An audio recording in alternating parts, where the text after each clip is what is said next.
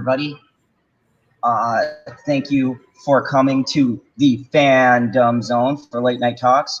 I have Cyber joining me. The rest of the gang will probably be jumping in here soon.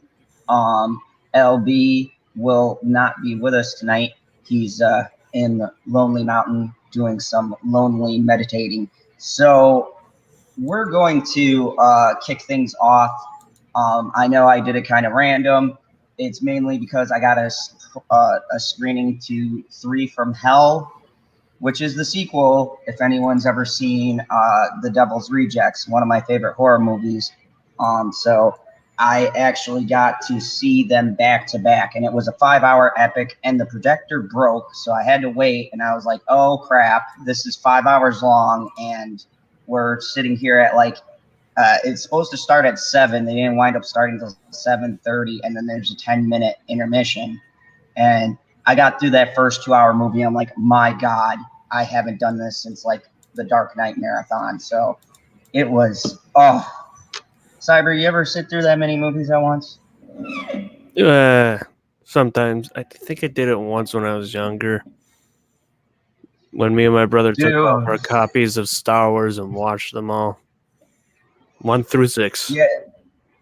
That I think it feels different when you're at home as opposed to when you're actually like out in the theater and you have to sit in those seats for 5 hours. Oh my God, like a 10-minute break, and literally it was 10 minutes. Like the credits rolled, they had this little thing that said intermission, and then bam, they did not mess around. They started the other movie right up, and I was like, oh geez, oh what a long production. But Cyber, before I start addressing the chat and seeing how they're doing tonight, why don't you tell us about your channel and any cool videos you might be dropping to inform the fine folks?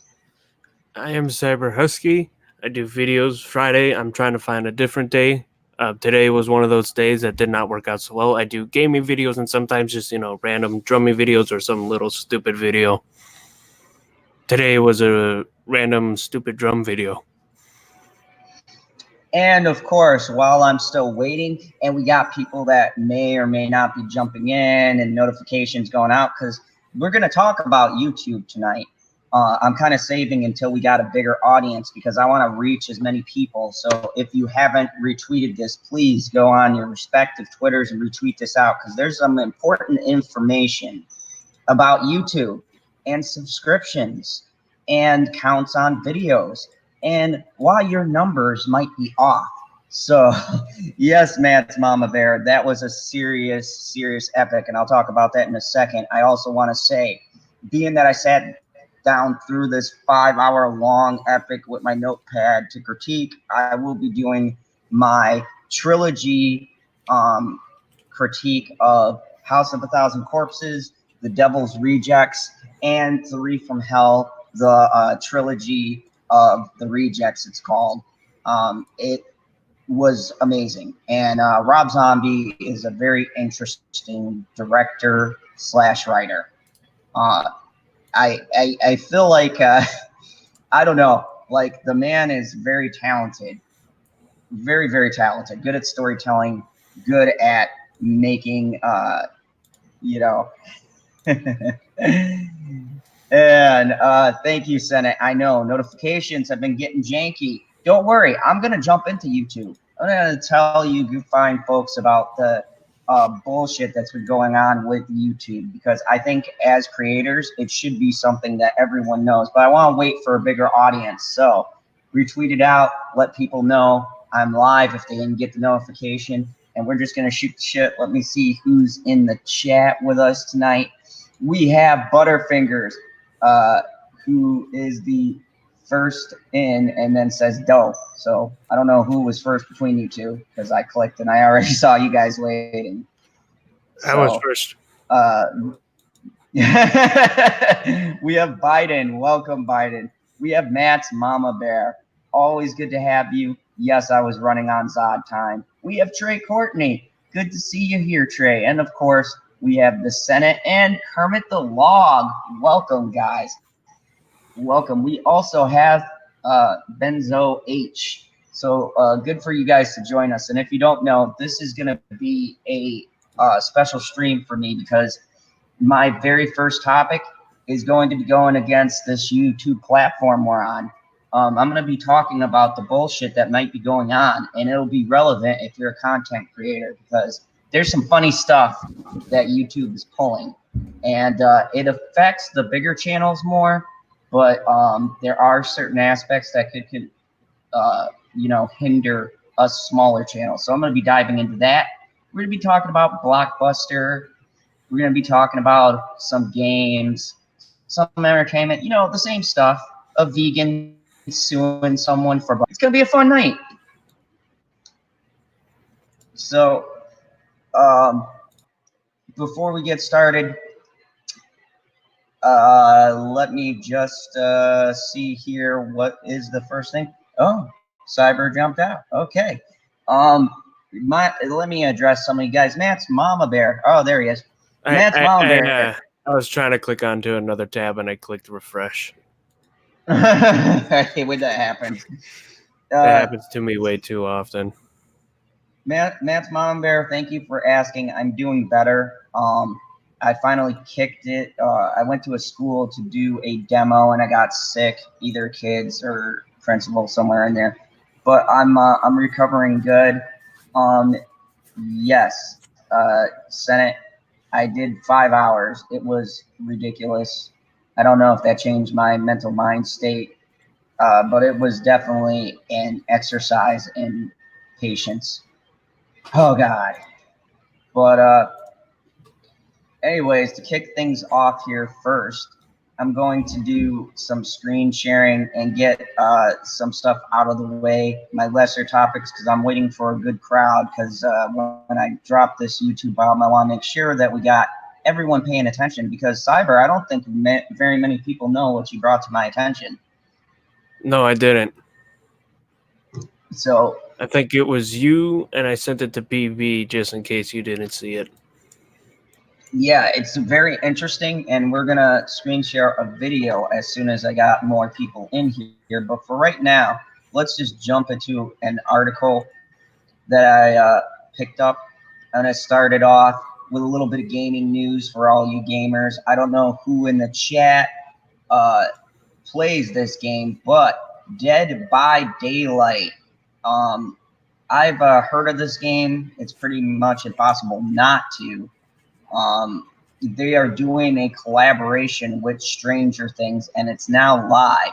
So Dead by Daylight players who've been waiting for their favorite characters from Stranger Things can finally do so now that the collaboration is live. The Stranger Things content has come to Behavior Interactive asymmetrical game in the form of 2 new survivors, a killer and a map that serves as the latest playground for the entity. Like the other chapters released in the growing collection of Dead by Daylight collabs, the Stranger Things content can be purchased as an add-on. Behavior Interactive announced the release of the Stranger Things chapter not long ago by confirming the release date and saying it will be out on all platforms September 17th. Included in this chapter is the Demogorgon killer, Steve Harrington, and Nancy Wheeler as the survivor, and the Underground Complex map. The map itself is open to any survivors and killers, and those who own the chapter and the killer and the survivors from the Stranger Things each come with their own unique perks. In the Demogorgon's case, it has a unique power as well. The power is called Of the Abyss, and it lets the killer travel around the map quickly. A preview of the power and what the character's perk will allow them to do, and later others to do, was shared in the game's site. The Demogorgon impacts the environments, closes to generator, affects nearby survivors, and uses portals to travel quickly. In the chapter's description from Dead by Daylight site said, the Demogorgon starts with limited number of portals that can spawn on any flat floor or ground. Even if you don't choose to opt for the Stranger Things chapter, which will cost $11.99 regardless of the platform you're purchasing it for, a new patch out for the game with changes to look through much of the highlighted deal with the new Stranger Things chapter, but one notable change is the new status effect that'll be relevant to the Demogorgon and Freddy Krueger, who's known in the game as the Nightmare. Those status effects are detailed below. So, yeah, pretty exciting stuff if you play that game. I've heard some good things about the game. I haven't personally played it, but it's been on my list to play. Oh, Matt's Mama Bear, you're not feeling well. Well, I hope you get better. Thank you, even though you're not feeling good, for joining us here tonight. That means a lot, and I appreciate you stopping through and hanging out with us while we chat. But Dead by Daylight, isn't it the premise like you're either a killer and survivor? The killer's got to track down the survivor's got to do a bunch of stuff.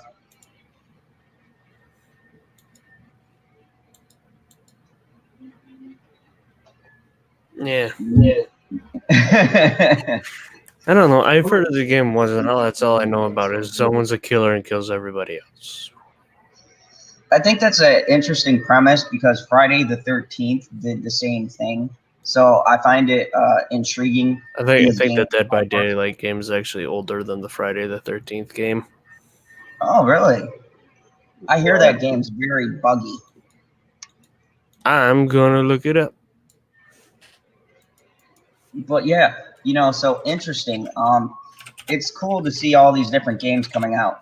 And now, while you're looking that up, the one thing that annoys me and why I bring this up is I hate this add-on system, right?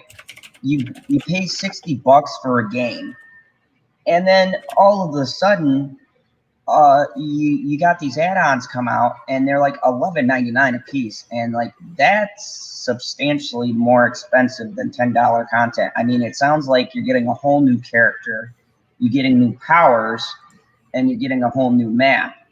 Do you think that's worth the almost $12 price tag? No, never is. Anyways, I figured it out. Dead by Daylight was released June 14th, 2016, and Friday the 13th was released May 26th, 2017. Oh, so that was doing it originally. Yeah, and I think they even had Jason as one of the original characters in Dead by Daylight. That is funny. So this premise came out, and then Jason kind of expanded on it. Yep. Yeah, it's interesting how that goes. When you play in the gaming world, it's amazing how many games take cues from other games, right? You have like Call of Duty and things like that, and then you had Fortnite come out, and that got huge, and you know what I mean? It's like every all the game. Battle Royale spin-offs. Holy crap. Yeah. Pug. It's a theme that'll die out. Because I've told people this many times. It's a game mode. It's a thing that'll die out because one, it is a game mode. There's if you play Halo, Call of Duty, there's the game modes. There's like a domination, conquest game mode. A team versus team. Whoever gets the most kills. Capture the flag. Those are game modes. Battle Royale I've always seen as a game mode. Ever since I first saw the whole concept, I'm like, yeah, this is going to have a hype thing, and then eventually it'll just become a standard thrown in every game till after this. Oh yeah, I almost forgot, like a horde mode, like Call of Duty has zombies. Gears of War has horde mode, which, it's the first one to do it. Halo, a couple of Halo games have a game mode called Firefight. It's a game mode. Yeah, I agree. And Matt's Mama Bear said, better idea for an online game instead of an NPC being the villain that kills everyone. Have one per 100 gamers be the killer. Yeah, and speaking of the game modes, I think I remember like Gary's Mod made a game mode kind of like Dead by Daylight called Gary's Mod Murder, and then there's also Trouble in Terrorist Town, which was before that, which same concept. You got to survive whoever's killing you. Except but you don't know who's killing you. in both of those instances. But it's like it gives you the same idea, but it's a game mode, and it came before both of these games. Yeah, and that's the thing that we're always talking about, right? It's like even in the gaming world, there's a lot of rehashes and reboots, and though in the gaming world, it seems like there's more originality than in Hollywood. Yeah. But the thing is, the difference between like a reboot or like a remaster in video games is like a remaster is nice because it tightens up graphics from like PS1, PS2 era, which is nice because they weren't always that best, especially PS1 era. And then sometimes they reboot a franchise because it's like, oh, it kind of got dried out. Well, what if we try to reboot and give it a new story, a different take on it, which is what they did, to Tomb Raider. And if you guys just joined us, welcome Stig. He's in the chat. Hopefully, he'll be jumping in here. Welcome Nico. I haven't seen you in a while, buddy. Good to see you. Tommy jumped in. Good to see you, Tommy. Yeah, we are just talking about Dead by Daylight has an expansion that came out, and it introduced Stranger Things. Why am I bringing it up? Because I like Stranger Things. I think it's interesting being able to play the Demigorgon, and it had a very kind of cool, unique uh, powers to it. It has portals, and you can use its like roar to disable generators and things like that. I was looking at some of the gameplay; it looked pretty cool. And the survivors are the kids from Stranger Things. Um, the thing about it is I hate the fact that you don't get all of this included with normal games anymore. It's like they always want extra, man. It's like, oh, you want this? Well, you got to get the expansion. And it's like, well, why did I pay like almost what $200-300 for the system, and then I have to go and buy a freaking expansion pack? I didn't mind like the idea of expansion pack when it was like adding a whole nother game to your main base game. Yeah, when you got something completely different. But it's like nowadays you don't. You're paying for more to a game, like they purposely withhold some of this stuff just so they can get that extra money. I mean, back when this DLC stuff first started, so people were like, "Oh, hold back!" Not. It's always been hold back. No, when it first started, it was actually because they were programming stuff and messing around where they had, like a prototype map they didn't want to release, but then they decided, hey, how about we just throw that in and it'd be fun. That's what it used to be at the start. But out of all the companies, 100% certain EA is the one that holds it off. Oh, and yeah, Activision. EA and Activision. They say, oh, no, we never took this. No. Like how even with the Battlefield 2, there's no point where we said, oh, take this from the game. Like, well, that's what you say. But what I'm pretty sure is you guys had a plan of when to add stuff. You had it written for it, but you didn't want to release it with the game. You didn't take it out. You just didn't have it ready. Instead of delaying the game, you just didn't release these things. And that whole controversy with Battlefront 2 happened, and they said, oh, free DLC. Then there's the loot boxes, and that's why I withheld buying it until it was $15, which I thought the game was worth. Yeah, and that's just it. People who buy these, you can wait, and they release like the big packs with all of the info and all of the characters, like Injustice, right? When I first started, they had a bunch of DLCs, and I love Injustice, but I wasn't gonna pay for it, so that pay for like the extra characters that should be there. So I waited, and I got the complete edition or the gold edition or whatever. I got all the characters. I only had to wait a little bit because they want to make money off those extra characters. So they re-release it, paid the $60, and I got the full game instead of waiting. I hate the character releases, or like something like a gun is like, no, we put those in the game. And then if you have Hello like a there. whole new adventure in the game, that's what you release and charge a little bit for. Hello there. Mr. Stig Kenobi, welcome. Glad to have you on. You have me Tonight. for you have me for an hour because my sister's popping over. Oh, cool, cool. I'll be offensive for an hour. Good to have you on.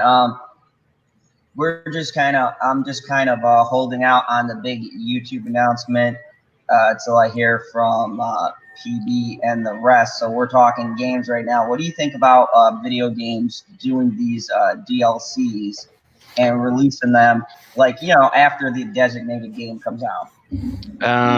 Well, when I grew up, you got a full expansion pack. That's it that you had to pay for, which was really big. It was like the size of a game in itself, really. Now it's like I don't know. I remember playing the game that kind of started it was called Oblivion, and they started charging for horse armor in the game. Yep. Yeah, that's what everyone talks about. It was back to Yeah. that. Yeah, stuff like that I don't like. But if it's like, I don't know, like a kind of extensive story bit that expands on the game, I don't mind. But Yeah. I still miss full blown expansion packs. The only ones I've seen that have done expansion packs lately are the people who make The Witcher. Yeah, that was a pretty extensive expansion pack. Not much, I think- but I can't even think of a good example. But indie developers will release an expansion pack because And they'll make their little game, then get it, going. Because they're just a small studio, right? And then people be like, oh, they like it. Like, okay, let's write this. Let's write this. Oh, instead of making a second game, we can just throw this with the other game. A lot of the time, the cut content from games will be released as DLC later as well. Yeah, and it's like, why am I paying right now? Why am I paying right now when I could just wait and I can get all of this stuff later? It then is a question of, why do we drop this much money just to wait for an incomplete game and get the full game, a year, 2 years later? So, I mean, it brings up a lot of questions, and it's what we talk about. It's getting to a point where it's very money-driven market, Oh, it's gone past that. Picture the same thing happened to music, though. You have to pay extra for the bass player to be included in the song. Oh, how funny would that sound if they go, Yeah. we got this band, but we only got one member of the band. You have to pay for the other members. Yeah, or a movie. You gotta pay for the 6 guitar solo, man. Pay for the extra Wookiee in the next Star Wars movie. At this point, I feel like that's what we're doing with Hollywood. They give us the same, oh, well, we didn't shoot this, we didn't shoot that. You gotta what? Buy the Blu-ray. How many times have we heard that? Yeah. Without, diving, of course, too much. Like, freaking Star Wars, everything I'm seeing right now is talking about the time travel. So, I said I won't watch it if they do a bunch of time travel bullshit. I'm not gonna watch it anyway because the whole Star Wars universe is it's damaged beyond repair. Yeah. Well, I was going to give it like a week, see what people said, and then no. But if they do time travel, I'm done. Yeah, and I prefer, I'm gonna go and see it for free. So, I mean, for me, all I waste is time. All you need to tell me is if they did a bunch of bullshit time travel. Trust me, I'll be doing a review on it. I'll let everyone know. But all I waste is commies. All I need is like a yes or a no, though, when it happens. I don't need a full review. I just need a yes or a no. Well, Cyber, I won't send you the link to my review. I'll just put in yes or no, and we'll have an understanding. You'll know what I'm talking about. Yeah, you'll be done with it. You'll say yes, and I'm like, fuck. Proper, what's up, Proper? Oh, hi. My answer is maybe. Oh, good answer. Well, it's a very very firm maybe. It would involve the Last Jedi being out of my mind. I would just be like, this doesn't exist. Assuming if Episode 9 is just a stroke of genius that J.J. Abrams has just been waiting to just let people know of how brilliant he is,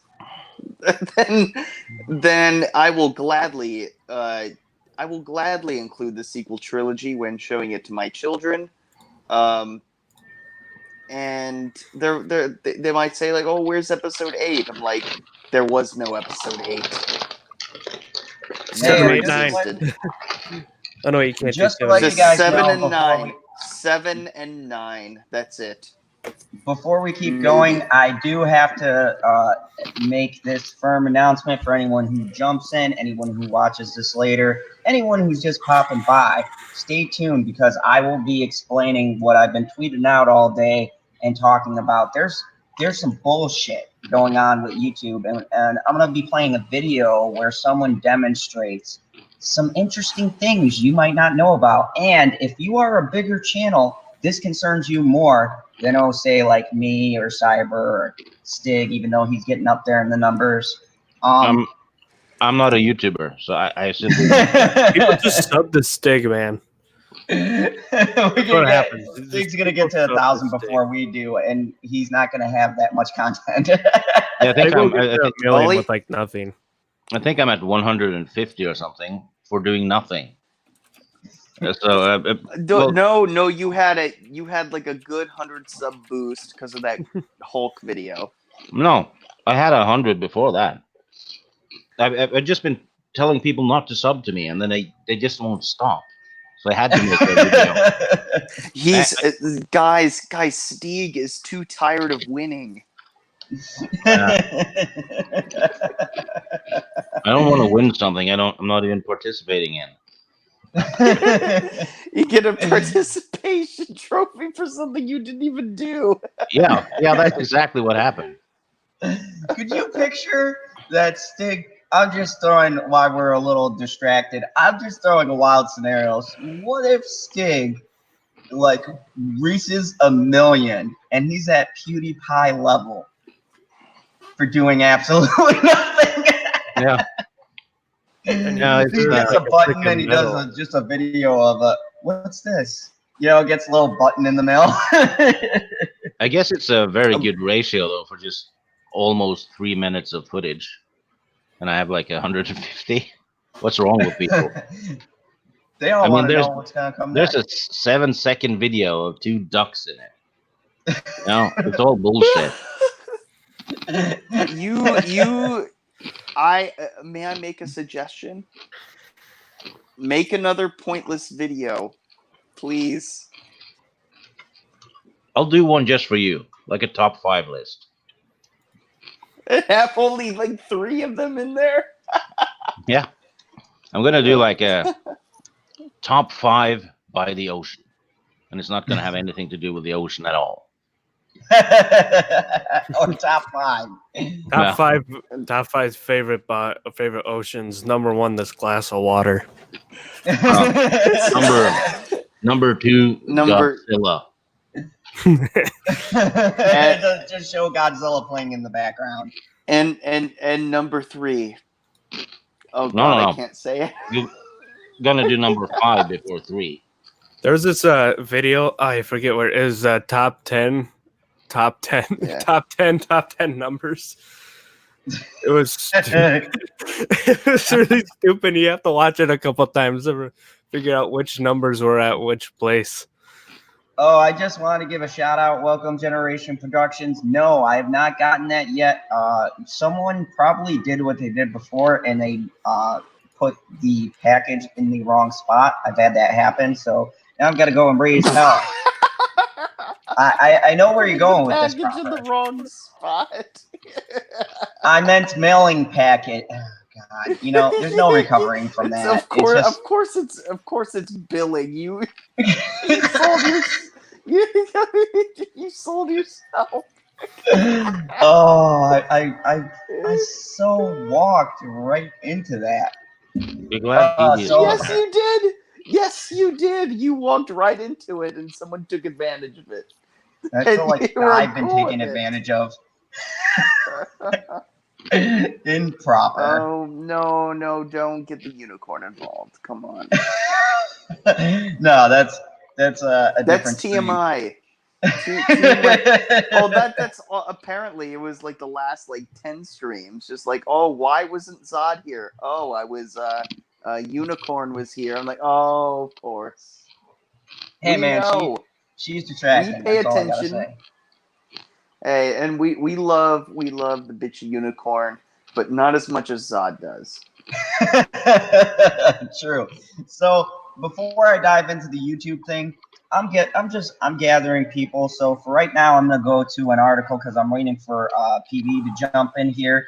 He's running a bit late, and Stevie as well because this is pretty important, and I want to make sure I got everyone on board. So I'm gonna bring back a blast from the past for all of us older folk who remember these days. Oh, I love that movie. Great movie. It was a good movie. Blockbuster. Zod, I have a cool bit of news for you. I'm gonna link it to your inbox while you do this. Sure. And then I'll take a look. We might have to BS our way while I wait for everyone else. So Blockbusters, they get a release from this person on the inside, and he talks about how he was laughing when the whole Netflix thing was coming, and now they're not laughing anymore. So he was struggling not to laugh. Inside Netflix craze, doomed meetings with Blockbuster. When Netflix execs Mark Rudolph and Reed Hastings met with Blockbuster brass in 2000, they wanted to sell for $50 million. Blockbuster all but laughed them out of the room, writes Rudolph, and he's regretting that.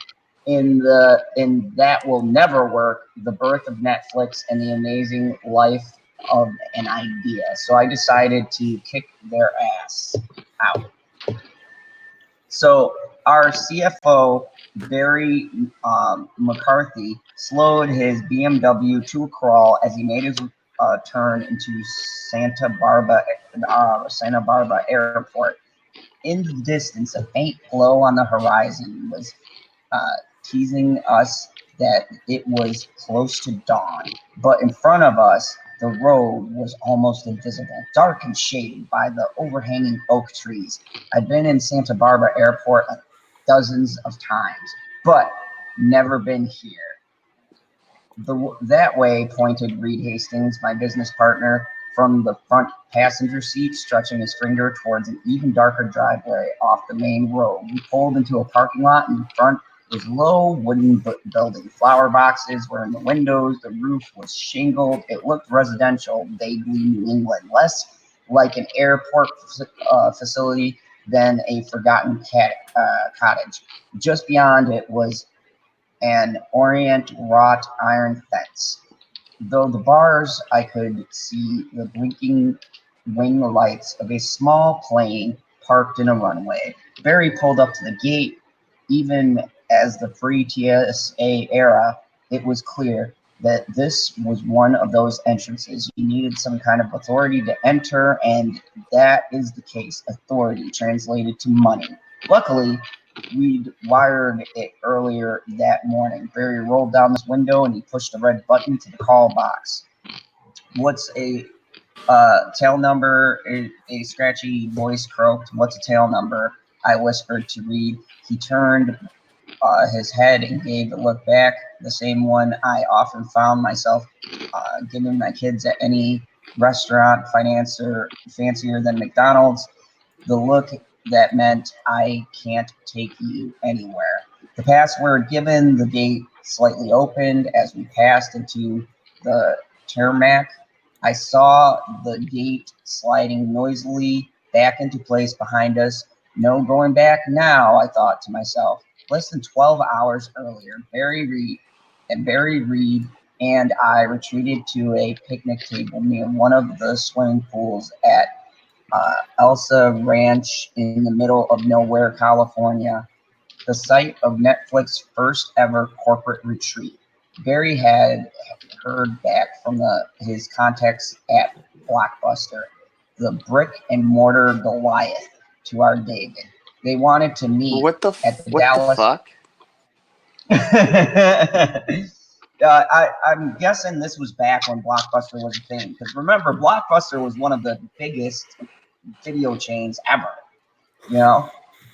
They didn't make content though. No, they didn't, but they were one of the biggest renters, and you know that they started the rental chain business in a sense. So they brought him out to a ranch. Yes.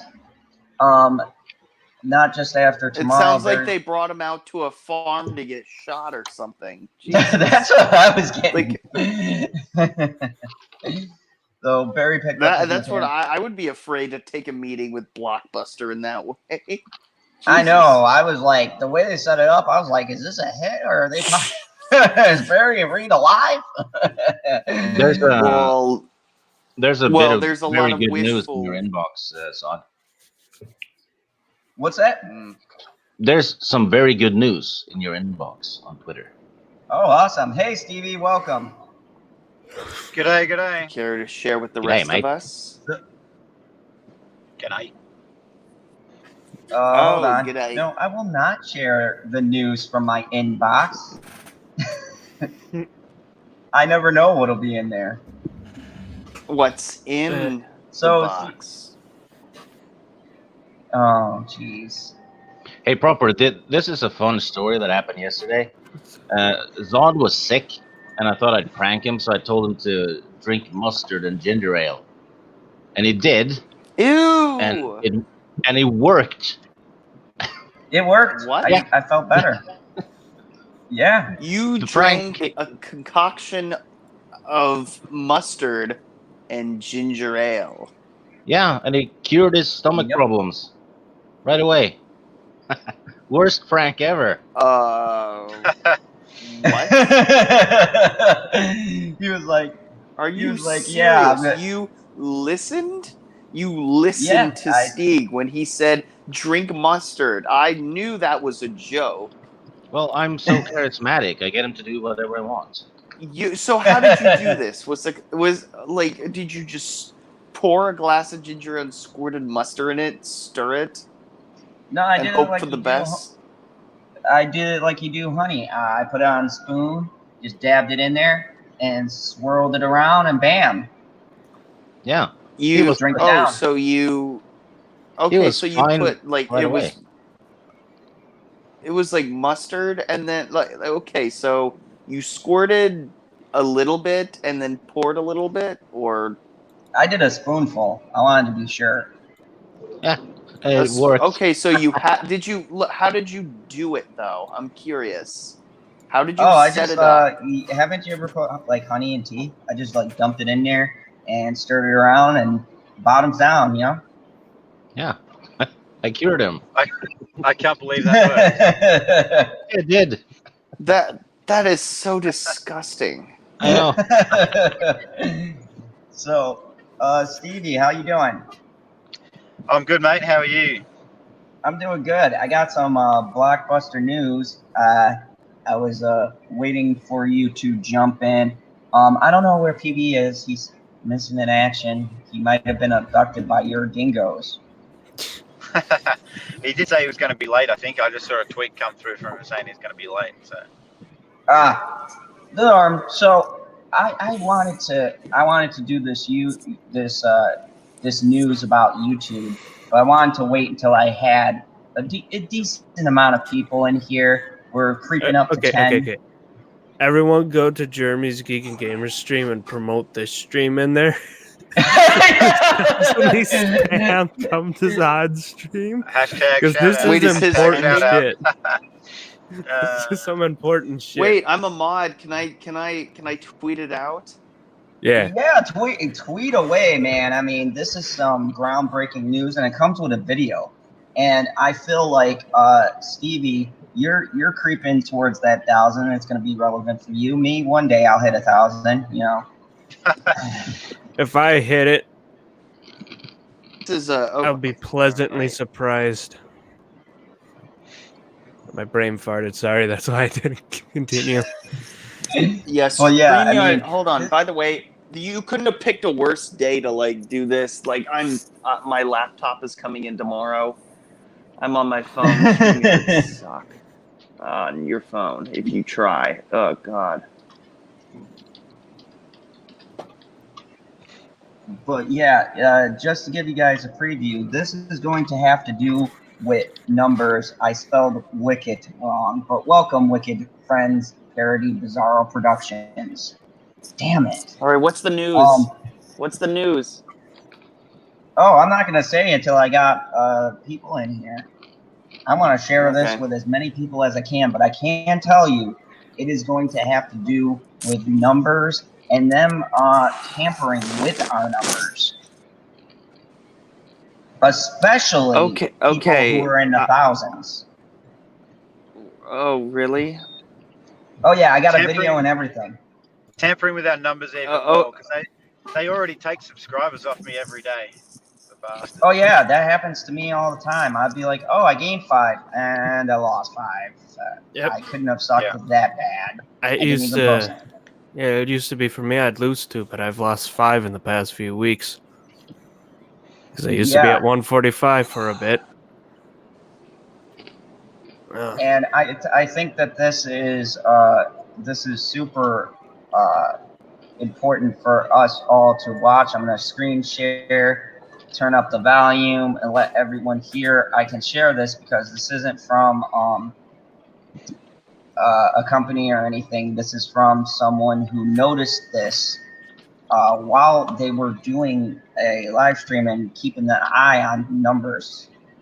Am I right about that, Husky? Yeah. So they were literally watching numbers drop. And so I wanted to wait until we have everyone so that I can show you guys that this isn't just some kind of tinfoil hat conspiracy. This isn't just us talking, oh, YouTube is being douchebags. No, this is a thing. Like, I don't know if this is algorithm wise, or I don't know if it's someone actually doing this and trying to balance everything out, if it's someone trying to mess with the bigger channels. But so far, the gist I got from watching the video and, looking into it is that this is a big affecting thing for bigger channels. And I almost feel like this is their way of trying to keep bigger channels, like, let's just throw one out there, PewDiePie, from gaining numbers. It's very interesting, too, how they do it. Oh, and be sure once you're done showing that video, you tweet out that video, you throw it link in here, because that's what that guy wants you to do in the video.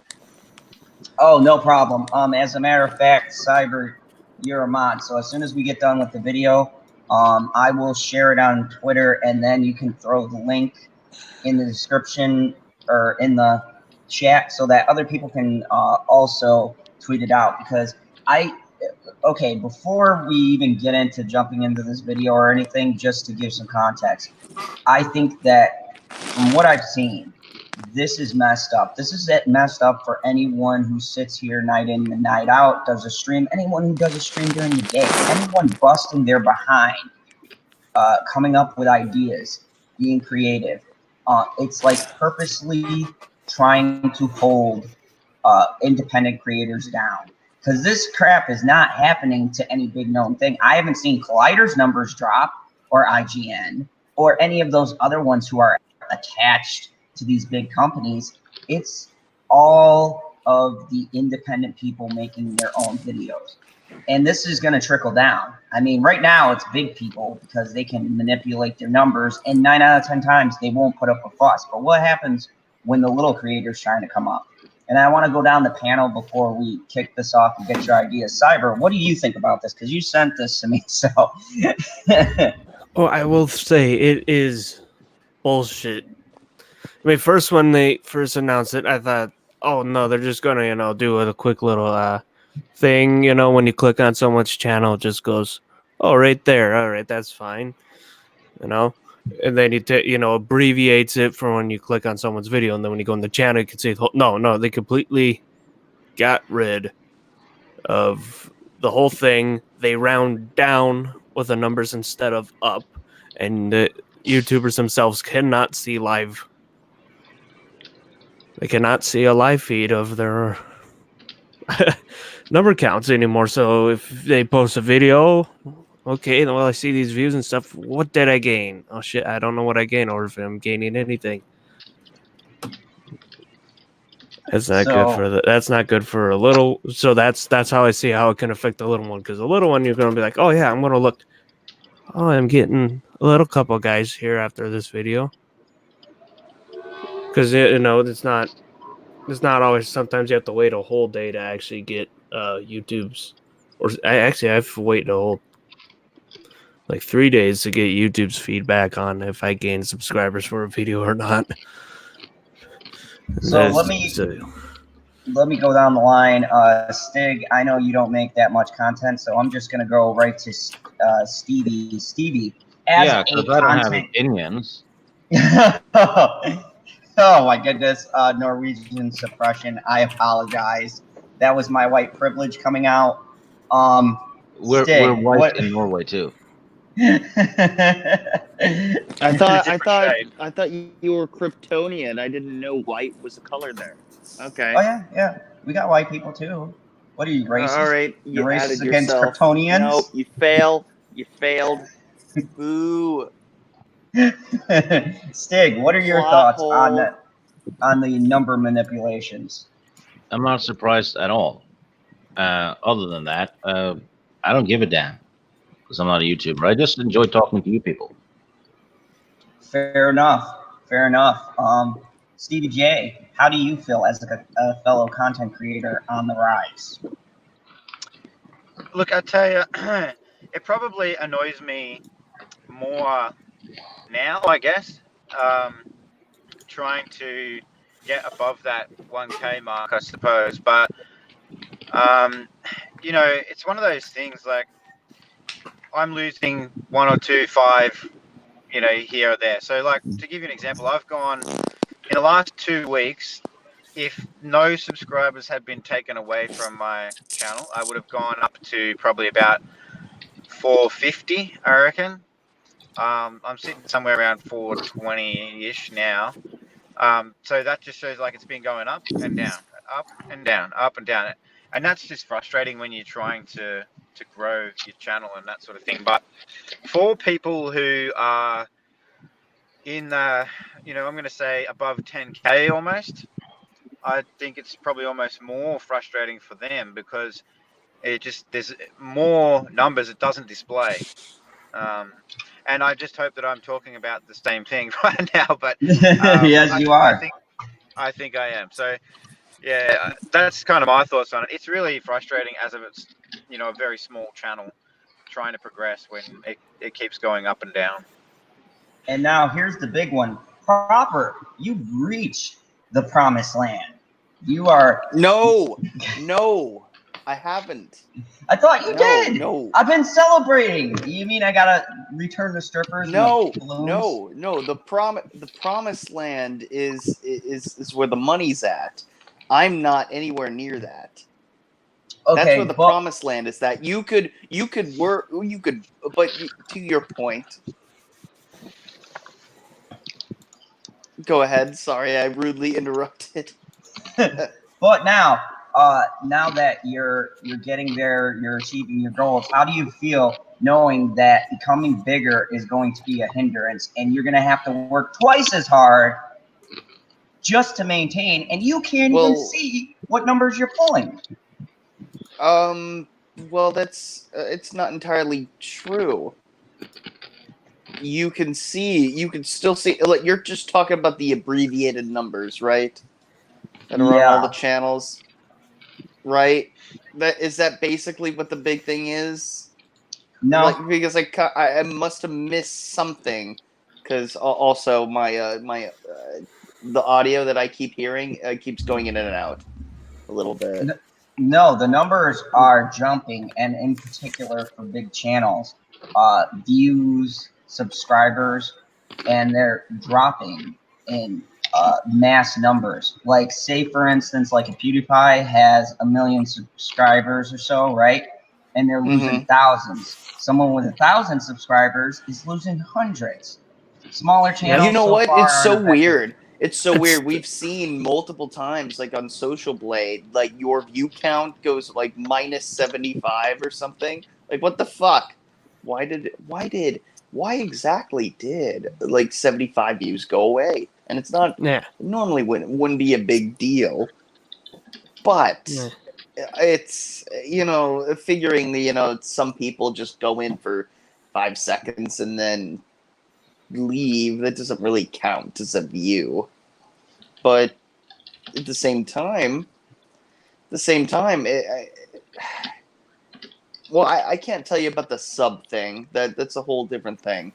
But I will tell you that the real number is on the YouTube Studio, and you don't have to worry about that. But when it comes to the views, there was a point where I lost 800 views one week, and I was like, what the fuck happened? And my watch hours dropped too. Like YouTube, like back in April, it was like, what the hell's going on? And I never got an answer for it. Never got an answer. So these are practices that have, whatever you guys are talking about. I don't know what this video is, Cyber, that you were talking about. I hope if there's an explanation on why this is going on, what's going on, whatever. I don't know what the specifics are, but there's been some shady shit going on, and last year seemed like the time to become a controversial YouTube channel. So that seems like it might be out the window soon. So who knows? Yeah. So brief idea of what it is. It's people are losing their stuff, and then the subscribe counts are freezing, so they can't see growth, they can't see decrease unless it gets to another milestone interval. That's pretty much what you will see. Unless you memorize the number that you were at last. Yep. Oh, so I guess just YouTube Studio, take a picture, I guess. I will screen share a part when Zod gets to in the video if he decides to pause there. Yeah. So, but it's really weird. Anyways, thanks for letting me know. I'm probably gonna watch this afterwards because my Wi-Fi is super spotty, or at least because StreamYard forces me to use Safari, and fuck Safari. Safari sucks. But I'll throw it in the stream later. yard. Thank you for including me in this, and thank you for letting me know. I will save this in my watch later, and I will watch it on my drive to work. Awesome. Afterwards, yeah. And thank you for letting me know. Now PB can hop in whenever he's not busy being a cheesehead. Whenever he decides to lighten up, and grow a pair, come on the stream, whatever you want to say. We love you, PB, but I love all you guys. Thank you so much. Take care. Right. Have a good stream. Have a good day, Proper. See you, mate.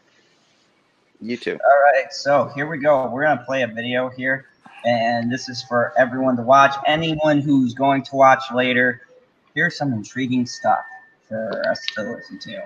Minecraft. Right, what's up? I'm back with another video. Now, at the time of making this video, something big just happened to YouTube, and I actually managed to record it happening. So we all know about you're playing it now. I'll stay around. The brand new update YouTube are implementing. Now, stage 1 had already happened. It shows our sub counts like this now instead of having all the numbers. But stage 2 is still about to happen. And stage 2 is basically where you can no longer see people gaining subscribers live. Now, pretty much no content creator wanted this to happen because it does affect us a lot. they tell us to go and check the YouTube studio thing to see, how much subs we're getting live, but that is nowhere near accurate. Trust me, those numbers are way behind. So all of us really depended on Social Blade or any other live sub count website. Now, one very quick thing I want to say. So, if you guys don't like this, obviously let me know in the comments because I know a lot of people don't like this. But the more support on this video, the more likes, the more comments, the higher chance more people will see this. And I really do believe if enough people do say their opinion or make videos on it or whatever, YouTube will listen to us. But believe it or not, I was recording a video on this whole subject. And while I was recording it, they literally just stopped live sub counts. Like, I caught it in the exact moment and everything just stopped. So I was recording PewDiePie's live sub count so I could add it into my video, as a part that I was talking about. And you notice that he just loses loads of subs at that exact moment. And that was actually them stopping the live sub count. So if you updated it, if you refresh the page, it would change PewDiePie to this. So now you can no longer see live sub counts. The only time this will update is when PewDiePie gets another million, which is just crazy. Now it depends on how big your channel is. So if you're a channel like mine, it'll update every 1,000, I think. And then if it's a PewDiePie, it'll be every million. But you can no longer see them live, is my point. Now, this is very bad for content creators. So many people have complained on YouTube and Twitter because their alternative really doesn't work for us. Now, in case you're wondering why I lost subscribers, is YouTube usually hit us with sub purges and then do a change. So I lost maybe 80 subscribers at that moment. PewDiePie lost 2,625, and then so many other content creators also lost subscribers. But in case you don't know why this is happening to YouTube, the reason this is happening is because of drama. So you know the situations with Deji or with James Charles, when they were losing subscribers, people were making fun of them. YouTube don't like drama, they don't like stuff like that. They want to try and relieve the stress from us content creators. But obviously, my opinion is this gives us more stress because we don't know if people are unsubscribing as soon as you upload. You don't know if people want to see that, you just don't know anymore. So that's basically what's happening on YouTube. It happened about an hour ago and I literally caught it live. So I thought I'd update you with it. And yeah, like I said earlier, obviously drop support on the video. Tell me what you think about this because I don't really want this to happen. And of course, if we get loads of support, obviously more people can see this and maybe we could push YouTube into the right direction. If you're new around here, subscribe because obviously. Okay, so that's pretty much the gist of the video. So here's it. So I mean, that is crazy. Yeah, and for the viewers, this is live. I pulled it up at 12:52. It's been locked here ever since. Ever since they changed it. Ever since. You can go there right now, jump on the Social Blade. I am going to drop that video for everyone to see again. But yeah, it's been locked here. I'll even give it a quick refresh. Look at that. Yep. See? Nice refresh. Still the same thing. Locked there. Just so you guys know it's not a screenshot.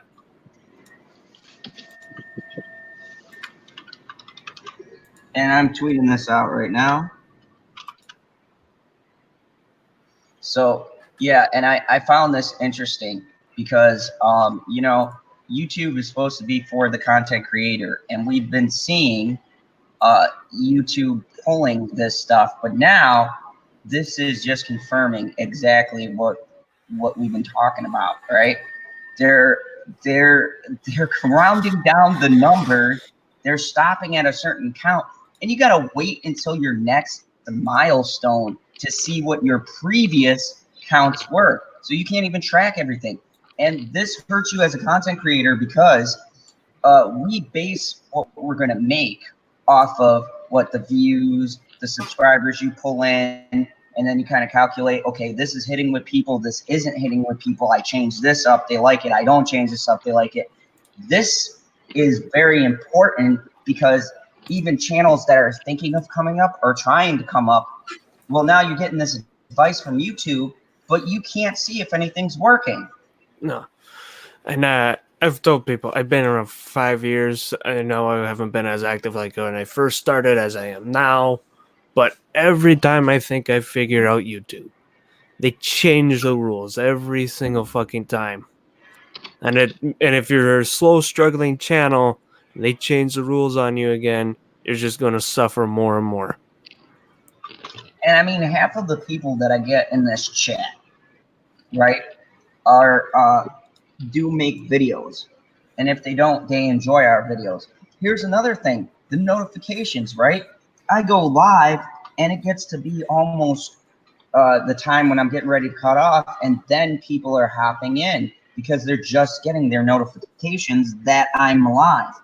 Those notifications have been for how long now struggling to get out. I mean, Stevie, you go through this because you live stream. How many times have you done a live stream, right? You're waiting for people to jump in, and then you have those people come in and go, oh, I didn't even know you were streaming. Yeah, it probably happens every second time, I reckon. And it happens to me as well when, other channels are streaming and I don't get any notification whatsoever. And yeah, people come into my streams all the time and they're like, "Oh shit, I didn't even know you were. I didn't even know you were on." I've had people comment on my videos as well and say, like, there's one subscriber I've got who was, one of my first 5 subscribers or something, and he commented a while back saying, "I didn't get this notification at all. I'm still subscribed, but I didn't get the notification. I've been thinking that you haven't put any videos out." And he only found out that I'd done like 5 videos since the last one he saw, because he just went looking into it and went, "Oh, there's all these new videos," but I never got the notifications for them.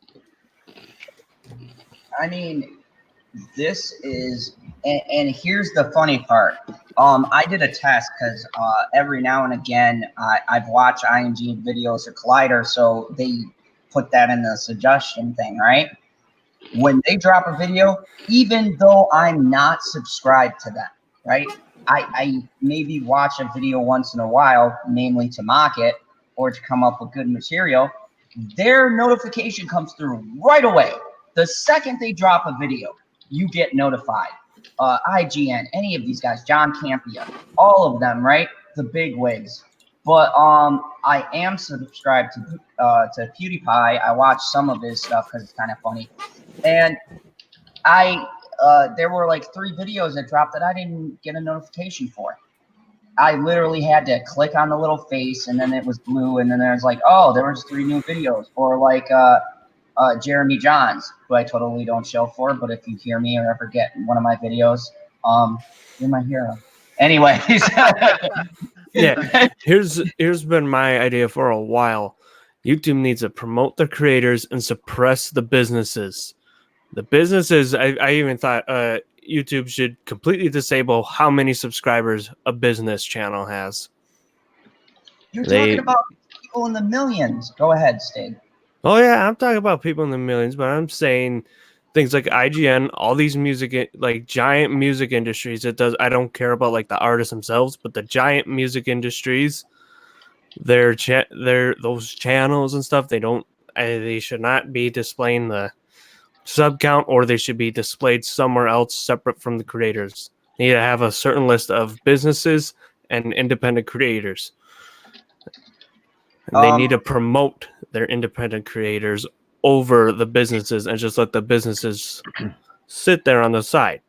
Because, yes, I see YouTube is a good platform to promote your business, but it was made for the creators. And Stig, what were you going to say? I wasn't going to say anything. Oh, I thought you were winding up for a pun or something. No, I was eating potato chips. So, I mean, this is fascinating. And, folks, I've played the video. I've tweeted it out, and it'll be linked in the chat as well if you want to share the video when you have a chance. But this is some amazing stuff that we need to be made aware of, because even if it's a small content creator, technically, but they're at 1 million subs, right? How is it fair that they worked that hard and now your platform is prioritizing business companies because they want the revenue and they want the clout, right? Like, we don't generate revenue for YouTube. This platform was founded on the independent creator. And now they're taking the power away from the independent creator, and it's bull. What do you think, Stevie? Well, I think you're absolutely right. It's a real struggle, and it's one of those it's one of those kind of chicken and egg situations, because YouTube will promote and boost any channel in the algorithm if they're going to get watch time out of it that they can put ads on. So, but the problem with that is when you're a small channel and you're just starting out, is actually getting people to watch your videos, which you need YouTube to help you with. So it becomes like this chicken and egg thing. So all you can do is try and make the best videos you can, get your search optimization 100%, like your tags, titles, description, all that stuff, as good as you can, and try and make a video that people want to click on. Because unless that happens and you get some videos to take off with YouTube, you're really going to struggle to progress. In my opinion, that's the way I see it, because you need the algorithm to throw your videos to everyone. Because I mean, I could do the shittest video, like right now, I could do the shittest video, but if everyone was, say 10,000 people clicked on it, well, all of a sudden YouTube would start suggesting that to more people, and they watched that video all the way through. So that shit video that was actually the worst quality in the world could take off and get 1 million views or 10. Without YouTube's help, that's never going to happen.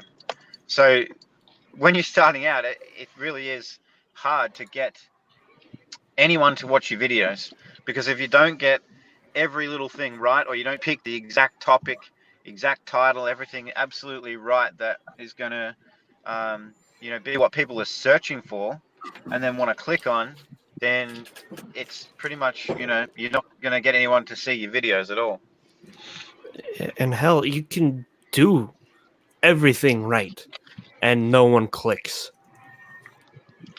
Yep, 100%. I mean, because go ahead, Stevie. Oh, I was just going to say, you're absolutely right, Husky, because even though you might pick an awesome topic, you might pick, the best thumbnail, you've got an awesome video, all your tags and everything else is right. But even with that, like, you could have a video that in your rankings will show that your video ranks, or some of your tags rank number 1, number 2, number 3. But if nobody's searching for that, nobody's going to click on it. Nobody's going to watch it. You don't get any watch time. You don't get any help from YouTube. So it's really hard. It's really hard to crack it and get some videos to get moving. And now here's a mind-blowing thing, okay? I put out, I got to see the Joker ahead of time, right? Because it's on the film festival circuit. We get, as a theater, to preview it to see if it's going to be, a good selling movie for our theater. So I got to get a screening of it. I got to see it, right? So I post my review, post-haste. I beat out the big channels, right? So I did get a lot more views than I get on a normal video. But then, like a week later, from when it came out, I put out my It Chapter 2, non-spoiler, right? And that thing pulls ahead of my Joker review, which I thought would be like the hot thing. Had all the tags right, had the good label. Stevie, you were in our chat. I spent a good amount of time like reworking that thumbnail, right, to get it catchy. And it's doing decent numbers now, but it wasn't hitting its stride in the algorithm. Now the bigger channels are starting to release their view, and now I'm starting to come back through and get those counts. But I'm going to be buried under the big reviewers.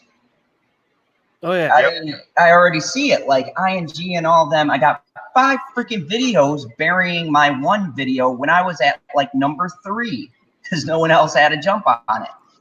I think same thing with my Spiral video when I first threw it out. I'm like, oh yeah, I'm one of the first people. Small. Oh no, they're all buried. They're all every single one. I clicked the hashtags that I put in there, scroll through it, never found my video. Yep, and welcome, PB. What's up? What are you guys talking about? I haven't been listening at all. We were talking about YouTube has, we had video evidence that we showed. YouTube has been messing with numbers, and they're doing this thing now where they're the bigger channels, their number is getting frozen. They can't see what their count is until they reach a milestone. Speaking of Oh, YouTube yeah, I watched problems, that video. there's PB. So, Yeah, I'm a problem for YouTube, that's for sure. Oh, yeah. So I was saying this was relevant to us content creators because right now it's the bigger channels, but what they're doing is they're taking away from their counts, but the creators can't see what they're deducting because they're locked on one number. And even if you go on Social Blade or any of them and you try to refresh the number, it stays stuck on whenever they reach their milestone. Yeah, such as Well, I guess I PewDiePie need to is locked reach at 101 milestones million. faster. Yeah. What's that? Right. Well, I just said I guess I'm gonna have to reach milestones faster. And I was saying this is a big problem for creating content because now you can't see what video is hitting. Like, you know, we were talking about this the other night, right? You go and you try different things to see what people are receptive to, even if it's out of the box of what you do. But now what YouTube is doing is they're freezing those live updates. So you can't be updated on whether or not your video is actually catching the algorithm. Wait, that the numbers are being affected on videos too? Yes. Like it's abbreviating the numbers for the number of views? Well, yeah, they always had the abbreviation thing, but it's like stalling them out. What do you mean it's stalling them out? How is it It's stalling out the video? Go ahead, Cyber, and explain it because you can do it a little bit better than me. Because I watched that video So, that Cyber linked to us. I watched it. It was about subs, not about videos. Yeah. Because what it is it's basically people are losing the subs and their records because they refuse to round up. And then it locks at that position until the next milestone. And they will never know if they are close to the next milestone, if they're drifting away from the next milestone until, well, they hit that number. Okay, so you can't tell if the videos that you released this week are moving you closer or farther away from your next 100,000 or million subscribers. Pretty much. Which is Okay. bad in the analytics side. Yeah, that's pretty terrible. I mean, I'm the type of guy who wants to see every individual number. I mean, if they could go and show me the half of subs, I would go for that. Like, if I could give somebody a half sub, that'd be great. Like, Yeah, I want the most accurate numbers possible. I don't like this rounding bullshit that they're doing at all. You're What's You up, got Perp? another new icon? G'day, Perp. what up? What up? So this affects you too, Perp. Did you hear about what's going down with YouTube? What's going down? Go ahead and explain it, Cyber, because you're better. I don't want to fumble over my words. All right. I'm going to screw this up once. So what's happening is they've locked these numbers. And so what the YouTuber sees on their end is they lose people because they've locked those numbers in. They don't round up, they round down. So they will not know if they are going up to the next milestone or drifting away from it. Oh, true. Yeah, that's a problem. Yeah, so it's like you're making videos, you're creating content, but you know, you could be having a video hitting, you could be gaining subs off of it, but you can't tell because that number is locked. And they're doing it heavily with the bigger channels, like in the millions, and some channels that are in, like, you know, the thousands, in that range. But this is going to also affect the smaller content creator as well. Yeah, I mean, once you hit 6 digits for subs, it starts doing the severe rounding. Oh, you talking about that? Like the whole them not showing your full like sub count type shit?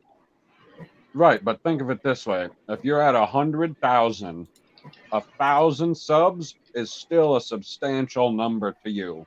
You're not gonna know if you release a video on Tuesday.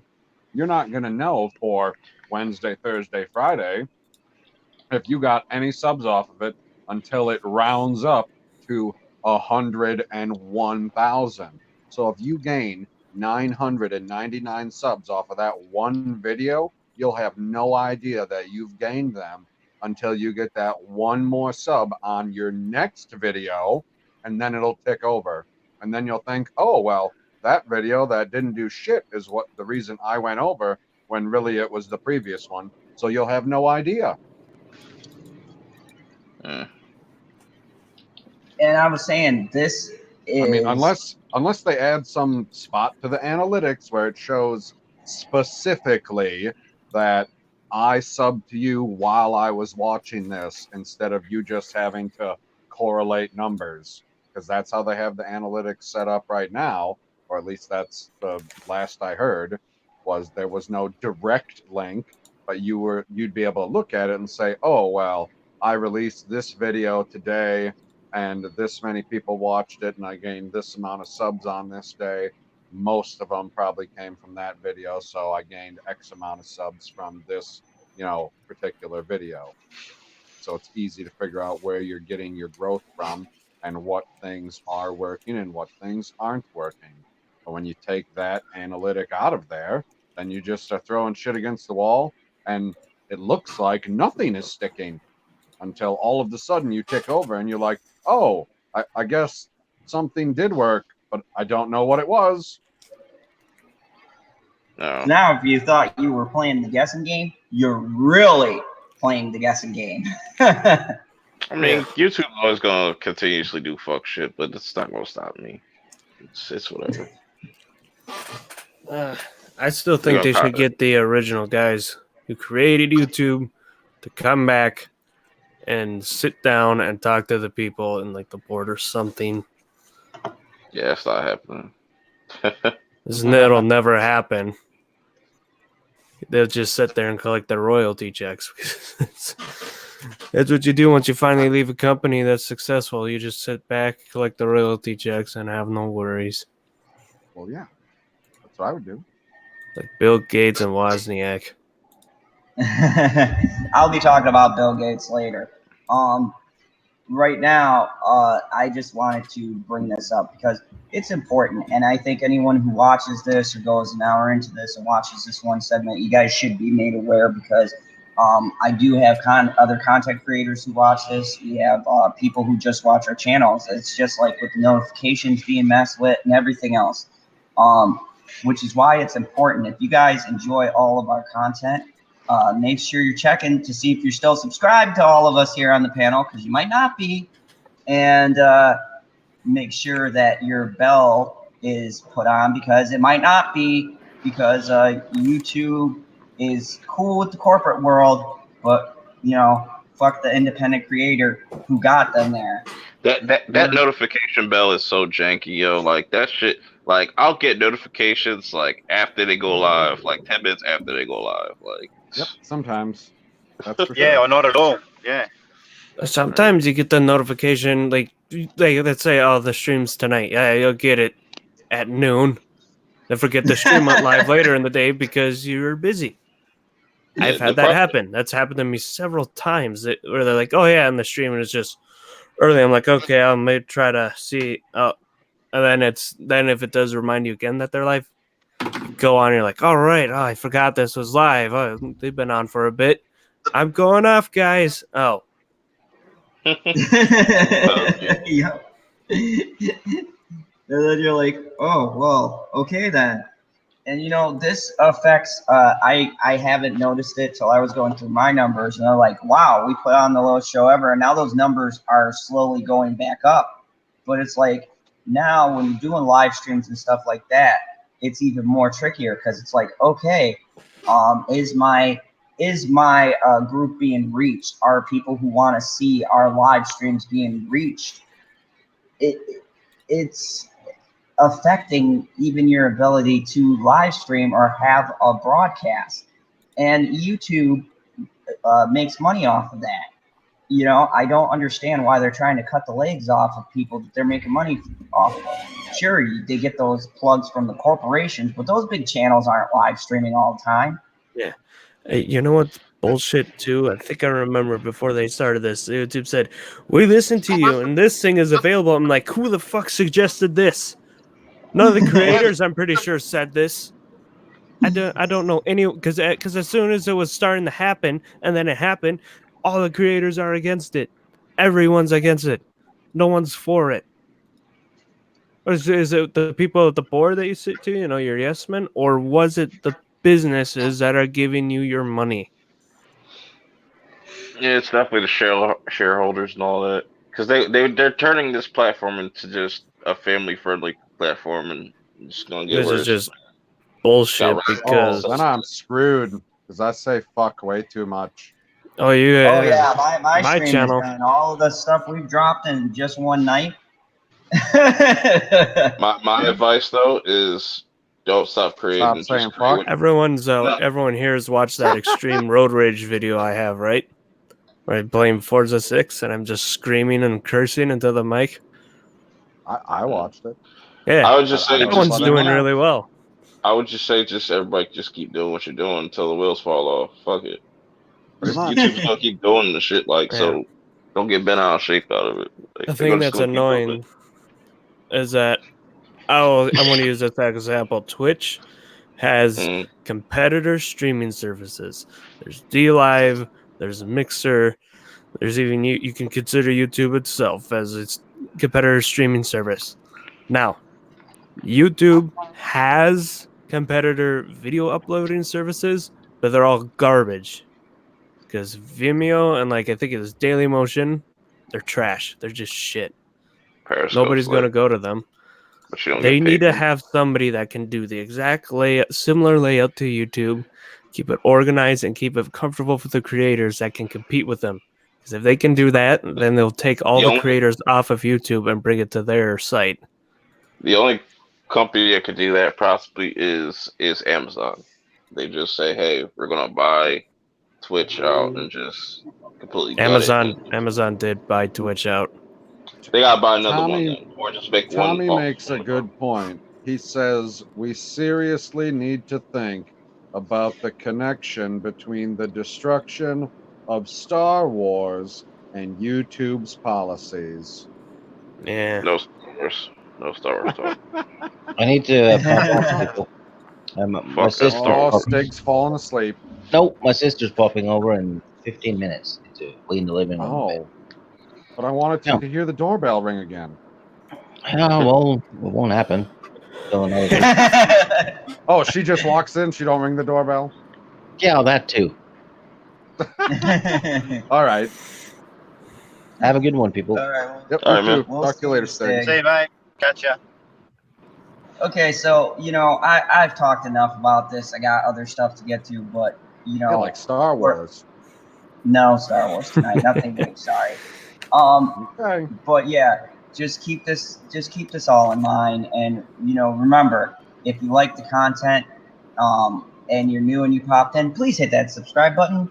And if you like the content that these guys provide, go check it out and press that sub button and make sure that you're actually still sub to them. Yeah, I checked quick, like a big company like IGN, yeah, they're abbreviated too. Everyone's abbreviated. As they should be. I mean, I'm abbreviated. Mine says 271. So Yeah, I'm mine's gonna get rounded to- down from 100 million to 400. That's fantastic. Gotta find a way to hack it and make it look like you have an M or a K next to your sub count.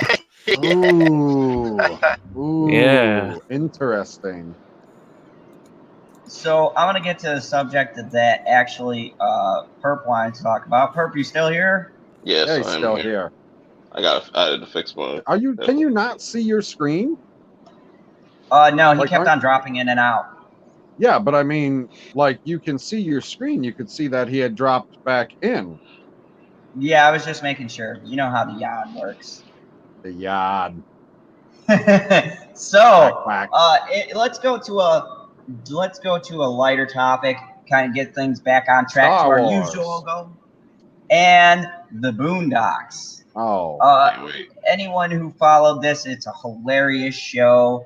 I loved it. Last season was kind of meh, but So the Boondocks. it's because what's his name? Aaron McGruber.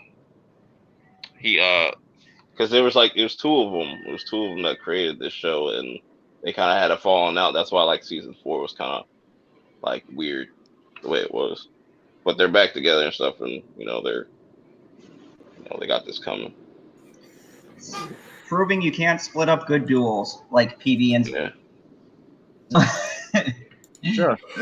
So the Boondocks gets new life at HBO. 2 reimagined seasons of shows, a 50-minute special, and an all original episodes of the Boondocks are coming to HBO's new streaming service, HBO Max. So I didn't pull up an article for this. I saw it on the Twitter, but I know that Perp is the leading expert of anything new coming out, even if he doesn't like it. So, do you got anything for us as far as this goes? Like, when is it airing? Is it just specials, or are they gonna bring the show back? Are they basing on the House 6? I mean, based off what you just read, they say they're going to do 2 seasons and a 50-minute special. So the 50-minute special is probably gonna come out first, and then they're gonna put out the seasons. But I'm really interested to see what they're gonna do with this. Like, because everything there's been so much shit going on the last like few years. So it's like, damn. I always said like I wish the Boondocks was still around so they could talk about this stuff. Like LB came up with an idea. Like I would like to see like Riley talk about like cancel culture and all that shit and certain shit like that. Because it's one of those shows that they've predicted a lot of things that like going on right now. Like people going crazy over chicken. That was like one of their last episodes that they had, and just the way rappers dress now and how they act now. Like that's another thing. But it's going to be interesting because I'm really interested to see this new art style because it definitely looks it doesn't look dramatically different from the original, but it definitely looks like that they're going for a whole different style with this one. So if these are successful, I'm guessing they're going to keep going with them and whatnot. And here's the good thing: being on a platform like HBO, Cartoon Network could get away with a lot, especially late at night. But HBO, they can go a little bit deeper, and they won't be restrained by what the companies are going to consider. Oh, you can't do that. You can't do this subject. Blah blah blah. Now, the only thing that concerns me is HBO is very left liberal leaning. I don't know where the politics of the creators fall, but I do know based on what I've seen from their show, they do a very like South Park approach to their material where they just make fun of everyone and they talk about stuff that's really socially relevant. I would like to see, like you said, Perk, I would like to tackle things that we're thinking, but they could say out loud. Mm-hmm. If South Park can be aired on Viacom, I think the show will be fine. Yeah, but being on HBO, that is really big. That's huge. Like or just HBO Max. I don't know if it's gonna actually be broadcast on HBO, which would be pretty sick too. But yeah, it's just like it's not gonna go that PC route. That shit they wouldn't even done because they wouldn't have even done the show if that was the case. If they was like, all right, you got to do certain things like that. But they're definitely gonna make like jabs at Trump and stuff. They're definitely gonna touch on that stuff and it's gonna be great to see Uncle Ruckus back because that's going to be fascinating. Like him coming back and just what they're going to do with his character and stuff. And that shit is. And the thing that I like is that I like how some shows are taking a dig at this cancel culture, and they seem to be doing good, right? The shows that are being talked about in the buzz is bringing to light the stuff that we're always talking about, right? this stupid, ridiculous attacking people because they say something edgy or whatnot. Which brings me to not to give away too much because you can see it in my review tomorrow. But I watched 3 from Hell, and I was curious because Rob Zombie does not give a shit about being PC, and so I'm watching this movie, and the critics gave this like 2 stars. Like that, I'm talking like that kind of rating, half a star, 43% from critics, right? And I'm going and I'm reading, and a lot of them are split because the way the movie is shot is very artistic. The music flows very nicely. Each scene cuts smoothly. There's good transition. There's hell of acting. And they stay close to the microphone when they're saying their lines. Sorry about that. I dropped my phone. But yeah, the acting is better than any horror movie should be. But it's got low ratings. But then I'm sitting there looking at the crowds coming out, and I was Creeper. and I was reading some things that people were writing, and people actually love it. And there's a lot of like racial jokes in the movie. There's brutal violence against cultures that it might be frowned upon. He shows a lot of things having to do with Mexico and how truly much of a shithole it looks like in certain places. And he actually shot on location for these shots. And I'm looking at him going, oh, I can see why the critics are panning this movie hard. Is it better than Devil's Rejects? I consider Devil's Rejects like a pretty high bar. I loved it, especially the ending. But I have to say, yeah, I'd put it above Devil's Rejects just because of. I'm about to watch that. I always say this: you always go for the fan reviews and their ratings over a critic one, because a critic is usually sometimes paid off by the company to make it a high rating, or if it's competitor company, they're paid off to make it say it's bad because. Yeah. Or if it doesn't align with their views, then they just panic. Because they will be in someone's pocket. However, some random person probably won't be. Because they pay off a bunch of randos, which happens.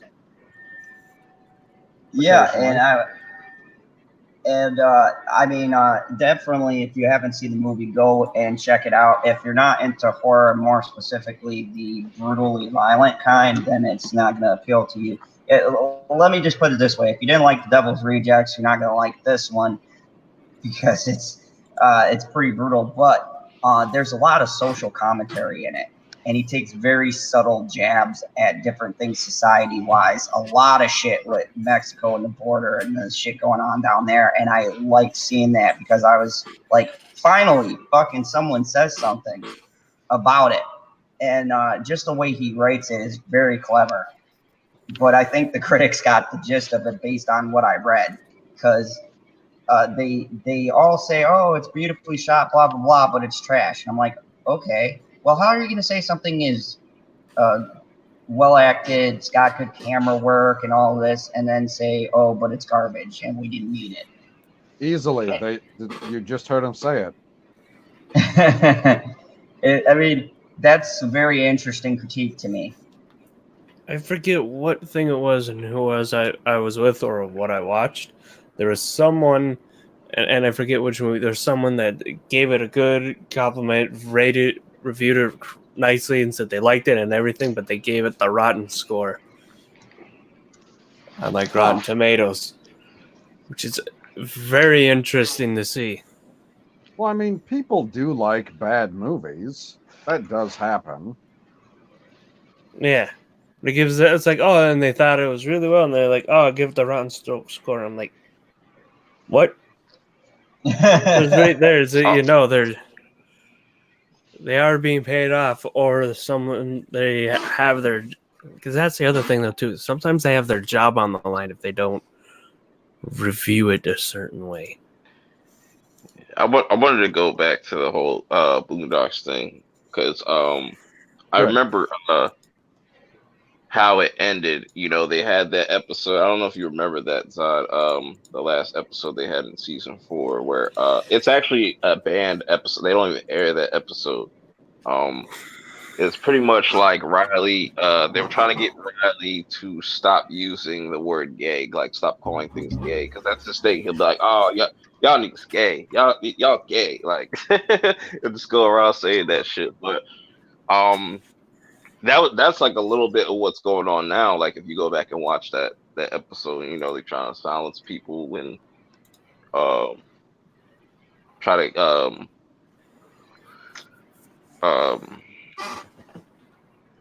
I don't know, but it's. I think it'll be interesting, especially with the whole R. Kelly situation too. They could talk about that because they were the first ones kind of. That was their first episode. That they was talking about the whole. No, that was the second episode actually. Yeah, the whole R. Kelly trial shit. And like, oh yeah, that was hilarious. Yeah, like how Riley was breaking down. Was breaking down how R. Kelly was peeing on little girls and stuff. He's like, I see pee, I move. She saw pee and she stayed. Like, that shit was funny, but I can't wait to see what they do with it though. Like, there's a lot they can touch on, a lot. Yeah, and I think that it's definitely going to be interesting. I am definitely going to check it out. Not on HBO because I don't have them, but I'll catch it some way. I'm not gonna say illegally, but it'll be less than legal. You're supposed to say that you're gonna catch it the villain way, exactly. You can't expect me to follow her flaws. Come on, that's just ridiculous. Anyways, let me do some screen share because Matt's Mama Bear brought this up, and I know because you were waiting for it, and Stevie can elaborate on this. Vegan? Oh, yeah. We're going to talk about a vegan. Do vegans even exist in Wisconsin? Unfortunately, yes. We do have assholes in Wisconsin. They moved here from Illinois. Yeah. We got the same weird people, mostly in the city areas, though. Yep. Stevie, I don't know if I want to hear that or read this whole article, but I'm going to bring it up. I want you to read it. Oh, Jesus. A vegan sues neighbors for barbecuing in their own backyard because she can't go out there. Wait, is this the one that also became a meme later, and then they all got together and started barbecuing around her house? Have you got the video? Because the video is the video is fucking funny. Yeah, I got the video. Let me see. I can play that. Let's see if this villain can figure something out. If you don't like your surroundings, leave. That is my thing for tonight. You don't like your surroundings, leave. You can't sue people for doing something that they like doing. Then again, you got these assholes that ruin a state like California and go, wow, this state is terrible. Let's move to Texas and start ruining that one. So don't do that either, you pricks. Or move to the North Shore of Minnesota and start ruining the mining industry. Oh my God. Which is happening. I gotta say that. Talk to people that are up there, and they hate those people that just came up there, the city people. Because that's people's livelihood right there. Just a dude?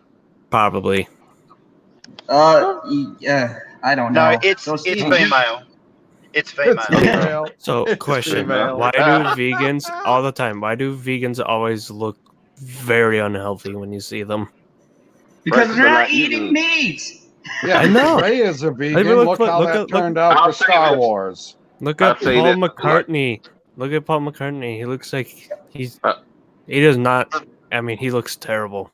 I'll say this real quick though about vegans. Like, I don't knock people for eating healthier because all the shit they be putting in these foods is not good for us. But we Americans don't really care until it's too late. Vegan doesn't mean that you're eating healthier. Yeah, that too. It's just take care of yourselves. Just take care of yourself. Yes. Be You need mindful. balanced diet. You need a balanced Okay, diet. before we start this, Stevie, being that you brought this to our attention, give us a little setup before I play the clip. So basically, the guy who did this video, his name's Isaac Butterfield. He's an Aussie dude, and he's a fucking pisser. He basically just gives shit to everybody. And Dude, I love Isaac so Butterfield. He's great. you can see the title of the video that we're about to watch.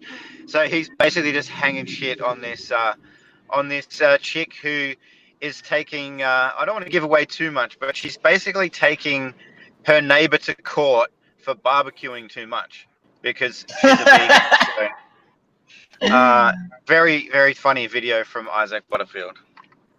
All right, and then when we're done, we'll drop the link in the description or in the chat. So you guys can What city did this happen in? It's in Perth, which is in Western Australia. So let's check it out. A Perth vegan has taken her neighbours all the way to the Supreme Court. We got volume.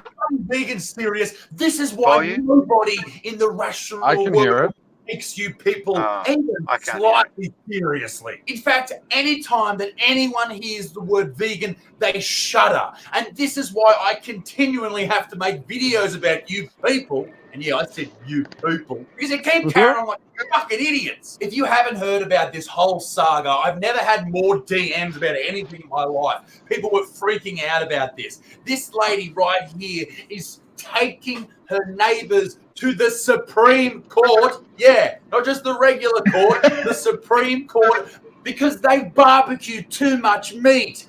That's ridiculous. This isn't your average neighbourhood dispute. It's a battle between a vegan and meat eaters. Health-conscious massage barbecuers next door. And all that meat, all that delicious stank is making this poor vegan lady weep tears.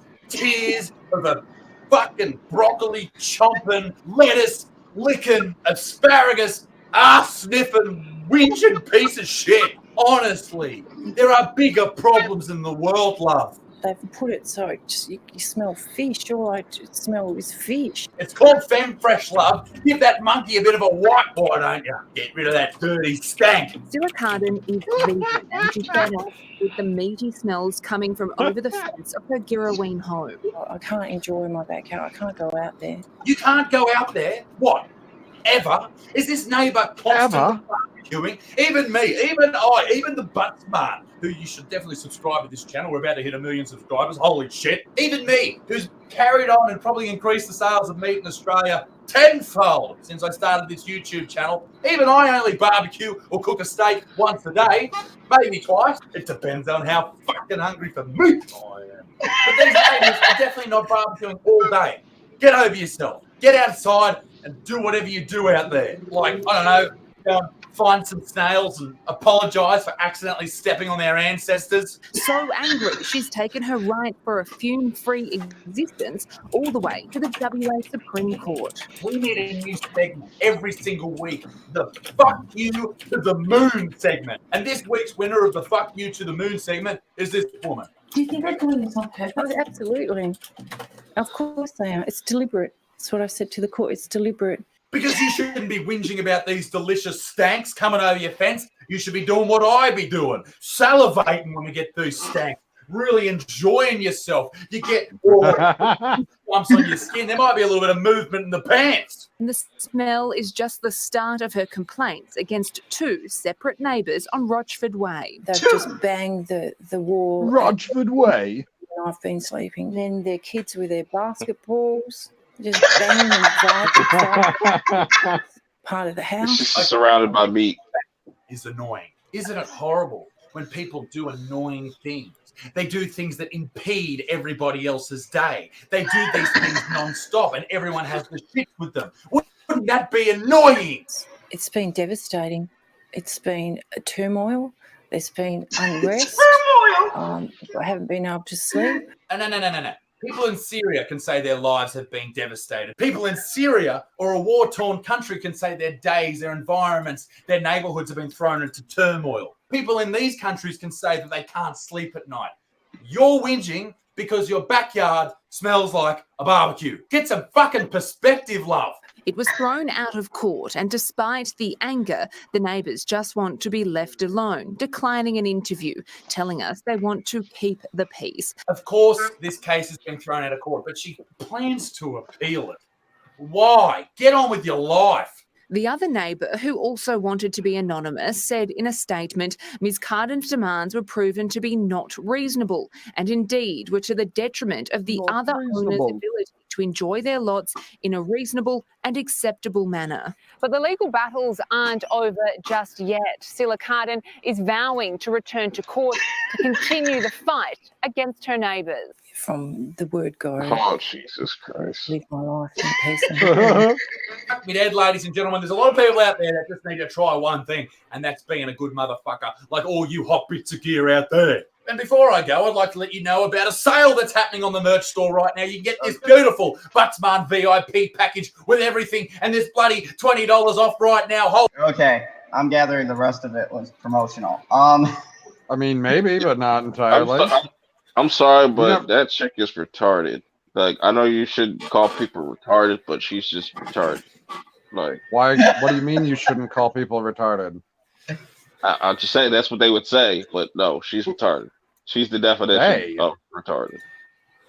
Nah, they are retarded. You also can't force people to change their lifestyle like that. You can't force that on someone. Nope, it'll never work. Matt's Mama Bear says in chat, I'd be doing it deliberately. Exactly. I said this in the chat, but does anybody else want a steak after that? Yeah. Absolutely. Yeah. I want to. Oh, yeah. You bet. Actually, you know what I want? Like, let me tell you how fucking American and Kryptonian we are in the fandom zone. All right? I want to go out. I want to fly to the store, go pick me up a nice steak, right? Fly to Australia, maybe a land cape right near this fucking ridiculous person's house. I want to take my I-beams and just start fucking grilling out, man. Grilling out. I want to continuously make steaks. I might not eat them all. I might just run a fucking steak donation and do it right outside her fucking house. You want to see deliberate, lady? This is deliberately. I am deliberately pissing you off right now.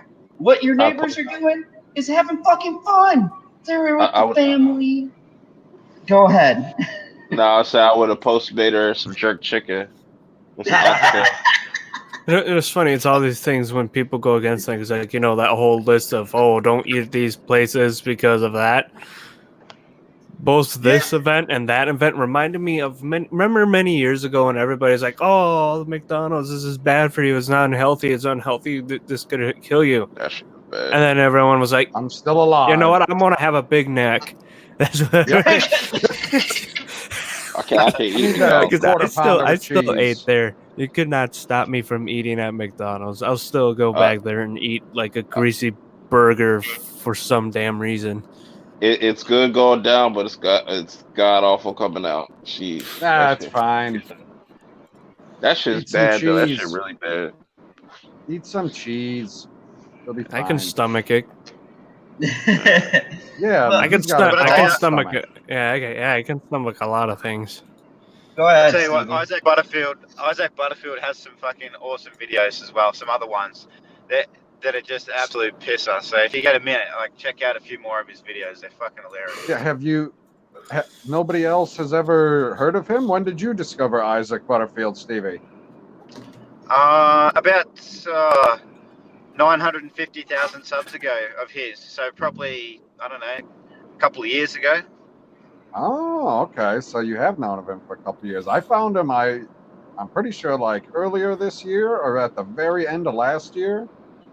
And yeah, it was one of the vegan videos or one of the cyclist videos. I laughed my ass off. Fucking cyclist, yeah. Well, he's got one cyclist video that I love. Or he kind of throws cyclists in every video almost, but he's got one video where someone sent him some footage, and these cyclists were riding on the road, even though there was a dedicated bike path built for them. And so this dude's driving along in his car on the bike path, and he's like, "Why don't you use your fucking bike path, you dickheads?" You guys He's saw driving those the truck on the bike path. It was excellent. I forgot what it was, but you guys saw those people that did that free barbecue outside a slaughterhouse, and there's the protesters and they're freaking out. They went on the other side. I think it was free. They went to truck drivers, gave them a free hot dog and stuff. Protesters were losing their shit, and they were trying to tell them to move. And they're like, "No, we can be here. We'll be right here." Yeah. Well, talking about that kind of shit, on the opposite, one of Butterfield's videos is actually he's commentating a funeral for a frozen chicken that these vegans came into a shop and did a funeral for a frozen chicken. I have a funeral. They bought a coffin and everything. A fucking coffin for a frozen chicken. I have funerals for chicken too. I cremate them and then pull them out of the oven when they're nice and brown. And then I eat them. Hopefully, you put seasoning on that chicken. Yeah. I was just trying to get to the point. No, he had a whole. He's like looking in the refrigerator right now. We're talking. Like, what other mass slaughter can I plan for today? I ate pasta earlier, so I'm not even thinking about food right now. So I'm good. I had pork chops. Yeah, I gotta go home and eat, so this is killing me. And those fuckers will eat the last of the hot dogs. Anyone celebrate National Cheeseburger Day? That was today or yesterday? Yeah. Shit. Oh, I did. Yo, so next week on T-Mobile Tuesday for me, whatever, they're gonna give me like a thing for a free Impossible Whopper, so I'm gonna definitely try that out. Ooh. Oh. My one boy said it's not that bad. What would you like at your That's funeral? what my nephew said. He said it's dry though. What would you like at your funeral? I haven't ate at Burger King in like years, yo. Like I can't shit. But free food, I can't knock it. Like the only fast foods I fuck with is like the Arby's. Impossible Whopper was I want to try it, but I didn't want to pay for it and make them think that it was like being successful. But I want to try it. I give it a chance. I mean, I don't think that it's going to be good, but I'll give it a chance. I'm going to say this may be controversial to some people in the chat. McDonald's is better than freaking Burger King, okay? But they're both trash. Like when it comes to everyone says like, "Oh, Burger King's better." I've seen people, "Oh, Burger King's better than McDonald's." I'm like, no. McDonald's is way better than Burger King. The only fast food I can fuck with though is Arby's, Sonic, and Chick-fil-A. I forget there's another one. I'm forgetting. Wendy's is okay. Wendy's? Wendy's is cool. Yeah. Do you guys know what that shit fuck up my stomach. Do you guys know what they call Burger King here? What? No. BJ's. Hungry. BJ's. No.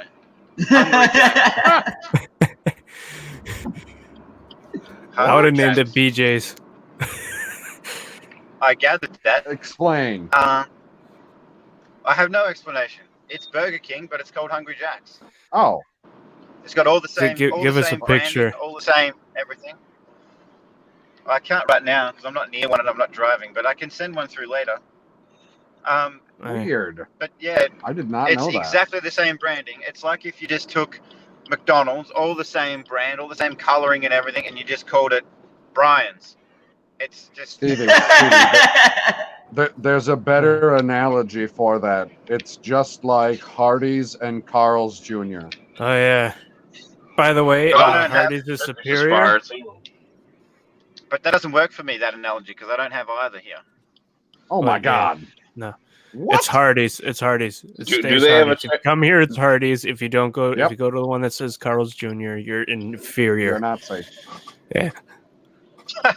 Okay. Yo, PB, I made a post that it's the next Civil War, guys. This is the real next Civil War. Do you have a Checkers by you? No.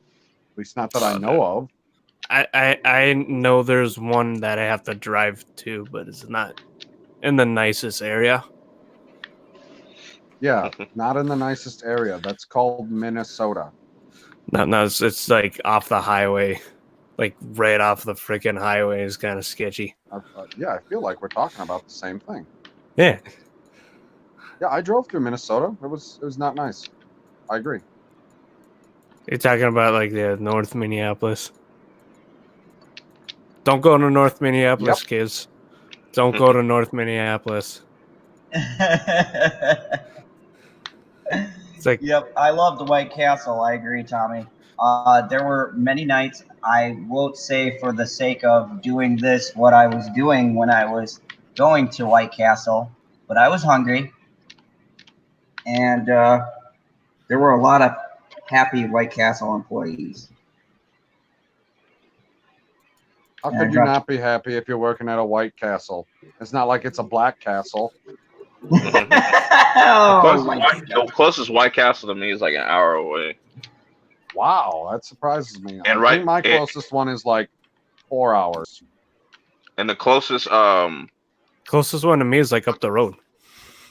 And right across the street from that the White Castle is this like this ice cream place. They have like tons of different ice cream flavors and shit. That shit comes so clutch after you get done eating. Ah, okay. All right, so yeah, that was hilarious. Thank you, fucking Steve, vegans. That. It's You're great most to mock welcome. vegans because they say it's rude for us to eat meat. Guess what? It's rude for you to eat fucking plants. It's plants rude lives for matters. No, it's rude for you to not eat meat. You have any idea how many diseases get spread when you don't go hunting for game? When you don't cull your herd? Yeah. They don't understand how it works. It's funny they say meat's murder, but you realize how many vegetables are still alive when you chop them up and cook them. Because most of the time they are. All they need is water and sunlight, man. Still do photosynthesis. But anything like too much of anything is bad for you. You know, so like I said, you just gotta find balance. Don't eat too much meat. Don't eat too much. You know what I'm saying? Like, no, there's no such thing as too much ice cream. I don't believe you. I still laugh at the one vegan that said veganism cures cancer. Died of fucking cancer. Oh wow, that's what we call irony. That's what you get. Well, you do get cancer from vegetables. It's called pesticides, bitch. Now I'm gonna bring and then it other to shit in it, you know. That I'm sure PB can enlighten us about. Brock Lesnar will wrestle on SmackDown for the first time in over 15 years. The Beast returns to WWE TV, challenging Kofi Kingston for the WWE Championship. I know, I refuse to say it like that. You're spoiling it for me, you son of a bitch. I didn't watch SmackDown from Tuesday yet. No, this hasn't happened. What do you mean this hasn't happened? You just said he showed up and challenged him. No, it said he's going to be challenging him on October 4th. With the match being a non-title match. Show up for the wrestling match. Have you never watched wrestling before? Nobody just shows up for a match. You call somebody out first and you build the hype. Son of a bitch, Zod. Well, I'm sorry. And yeah, you know, by the way, our little talk about YouTube is trending. So thank you everybody who's been sharing that. Keep sharing because it's bullshit. Anyways, but yeah. So we lost an Australian? Oh no. Where'd our Aussie go? Shite. Anyway. So that was it? It was a tweet or what? Was it an article or a tweet? It was just a tweet. I wanted to get your take. What do you think about Brock Lesnar returning? And Stevie just put, sorry, y'all. A vegan just got me. Fucking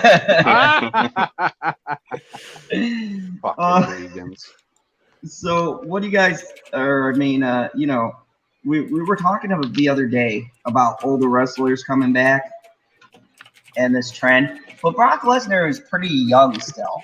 I mean, in the wrestling world, what do you think about them bringing Brock Lesnar over to SmackDown to do this challenge? It seems like it. I don't know specifically what's in the contract details, but it sounds like something that was forced into the contract, because I don't remember the last time that he was even on SmackDown just for an episode, just to show up, just to wreak some havoc. Because typically, over the last at least 2 years, he had only been showing up on Raw, only doing stuff on Raw with the Universal title.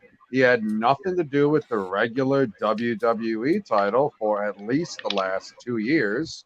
He had only been going for the Universal title because it was synonymous with Raw, which is the flagship show. But since SmackDown is moving over to Fox and 2 weeks or something like that? I assume there's something in the contract that said you have to have Brock Lesnar show up. Because he's going to show up, and I would bet they're going to have some other actual legends show up, the same way that they had Stone Cold on Raw and then The Undertaker on SmackDown for the 2 episodes that they had at Madison Square Garden. Like, they wouldn't have been on a regular episode, but for the fact that they were at Madison Square Garden. Like, you need that draw to get people to show up. So they need to put Lesnar onto SmackDown so that people are going to show up for the, let's say, debut episode.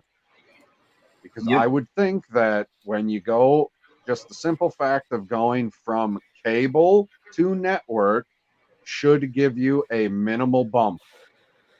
And then if you're going to bring back people or move people like Brock Lesnar onto that roster, bring back a legend and be like, hey, this is the first episode of SmackDown on, network television in, I don't remember how many years. And we got this legend showing up, and we got a WWE title match. That's going to get some eyeballs onto it. So I assume it's exclusively for money. It's all about money. It doesn't necessarily have anything to do with the storyline, because the storyline that had been going back and forth was between Kofi Kingston and Randy Orton. So it had nothing to do with that. So they're just bringing in a big name to get regular, casual wrestling fans to be like, oh, I'll check that out. It's got Brock Lesnar on it. Because whenever he shows up, more people watch. It's just a fact. I don't care if you love him or you hate him. When he shows up, people watch. That's just how it works. Oh, we have Josiah Rises in the chat. Welcome. Thank you for joining hello, us. Josiah. Yeah, we were just talking about SmackDown, and if you didn't see before, I brought up the bullshit with Twitter and affecting numbers, so that'll be interesting for you to check out at about the hour mark. But anyways, Twitter or YouTube. I'm actually switching between Twitter and YouTube as I'm doing. Just constantly clicking back and forth. Clicking back and forth while trying to keep you people. I said it. You people wrangled. Oh wait, I shouldn't have said that. I'm a dog. Sorry, yeah, one's a dog, one's a ginger, and one is a black guy. Yes, you people. But yeah, I mean, yeah. So we're talking about this SmackDown thing. I wanted to only touch on it really quickly because I know that some people are wrestling fans, some people aren't. But it's all about trying to get the ratings, and I feel like wrestling has been gasping for air for a couple of years now. Wouldn't you think that would be the case, PB? Because I mean, I haven't sat down and watched an event since the last WrestleMania. As in, like 4 months ago or 3 months ago? Yeah. And I only checked that Okay. out for specific matches. Right. Which were you know, crap. what it comes down to. It's like a lot. You got wrestling fans that have turned into CNE Christians, as in those are the people that only show up on Christmas and Easter. So it's wrestling fans that only show up for, well, in WWE, they typically will show up for the big four, but nowadays maybe you only show up for the big two, which is the Royal Rumble and WrestleMania, because one leads into the other. Because you can watch the end of the Royal Rumble and then you'll know who's going to be in the main event, allegedly, because the main event was women and then they botched it. Not because they're women, though. That's not what I'm saying. Yeah, let's not start all. that because they're going to be like, General Zod is speaking sexism on his channel. Oh, Lord. My analytics will go all over the place, knowing where YouTube is going these days. So. I mean, I wouldn't be surprised if they moved Ronda Rousey over to SmackDown. Well, SmackDown has always had trouble since its began. Like Raw has always been considered like those two battling. So well, I mean, Raw is the flagship show. It was always the #1 show. It existed first, so it always was there. I mean, shit, I think Sunday Night Heat existed before SmackDown. Yep. And that was just an hour-long show that people typically only watched when there was going to be a pay-per-view, because you were like, ooh, maybe I'll get to see the first couple minutes of the pay-per-view on the end of Heat. And then sometimes you did, sometimes you didn't, whatever. But then SmackDown started off, and forever it was on UPN.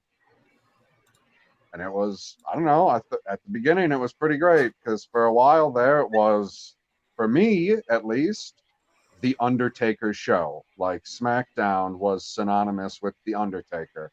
You knew that's the show that he was going to be on. If you look at, oh gosh, I wish I could remember the year, whichever cover it is for SmackDown versus Raw, The Undertaker is on the SmackDown side. He's always on the SmackDown roster on several years of the game. But, now they've switched it up where it's just WWE 2K whatever. Yep. So, I really just wanted to cover this quickly, keep you guys in the know, but I have an interesting story. Hold on.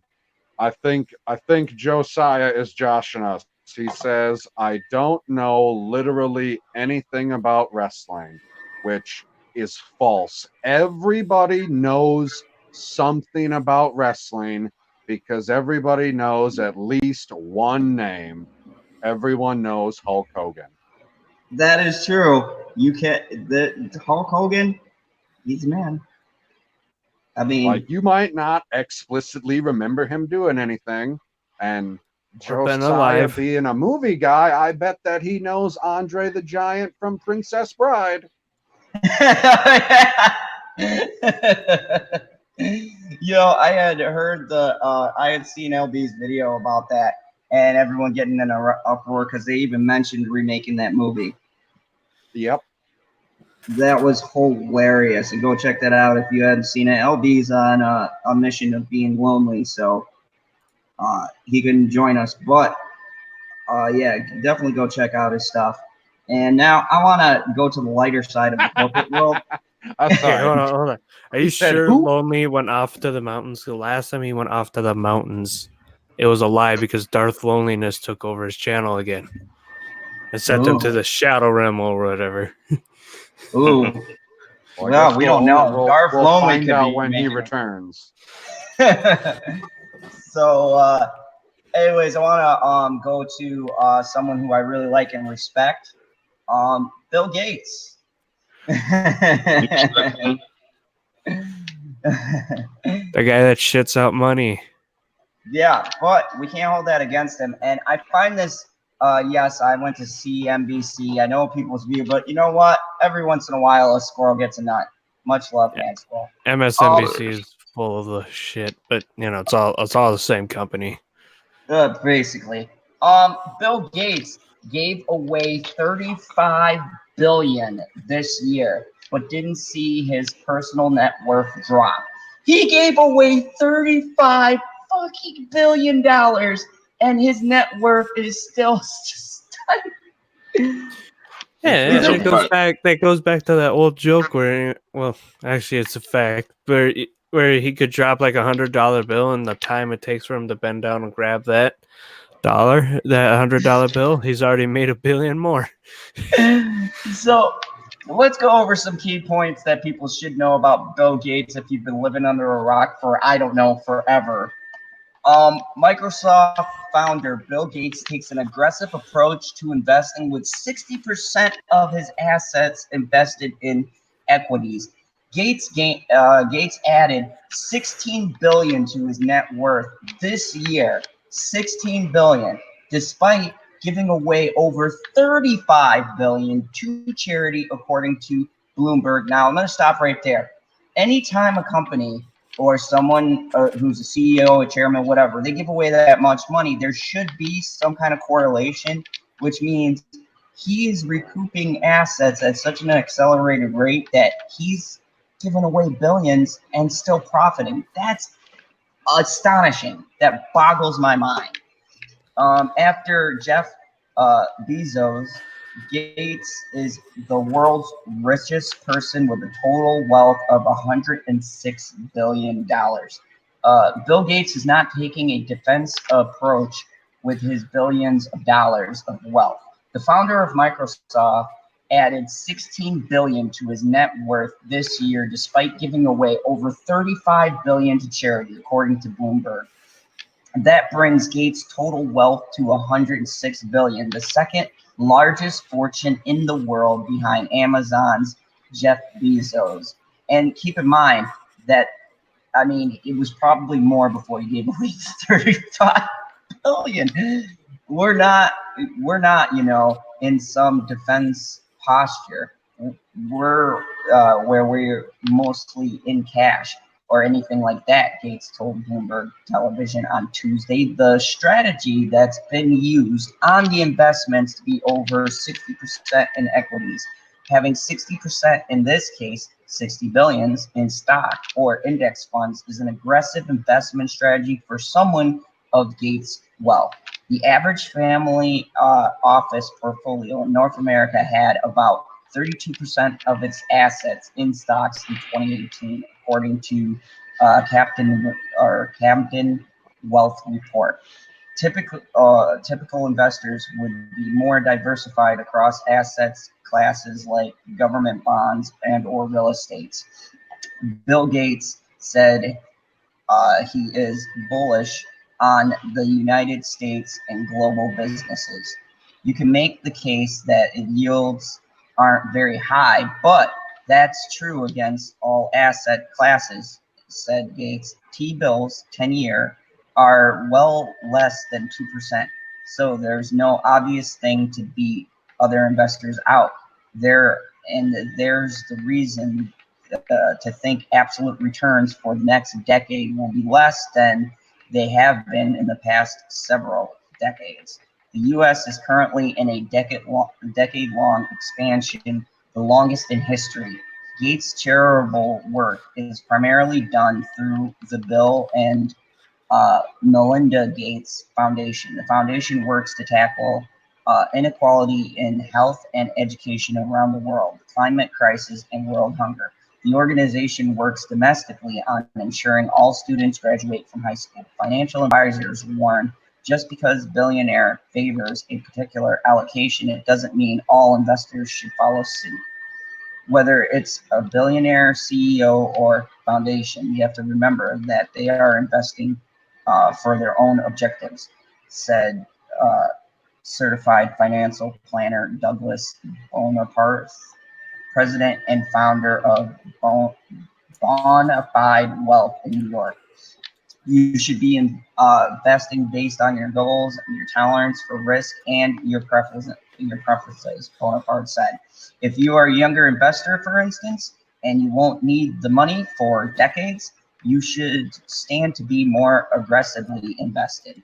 You can have up to 100% in equity, Bonaparte said. Pre-retirees or retirees, on the other hand, might need to be far less invested in stocks to reduce the risk in their portfolio. They're relying on those assets to pay for their retirement, Bonaparte added. So, I mean, it's a quick tidbit. I think it's helpful, and it's interesting to see how, yes, Josiah Rises, I do agree. Wrestling with my family was incredible. It's interesting to see that, someone can play around with billions. And I also like how he references that just because you see Bill Gates do an investment doesn't mean it's a sound thing. And I think it's important to talk about because, let's face it, I'm slightly older. Some people who are watching would be slightly older. And even if you're younger, you should know about this shit because we're not telling people about these things. And this is like wealth that grows over time, So, Perp, what do you think? What are you going to put your assets in?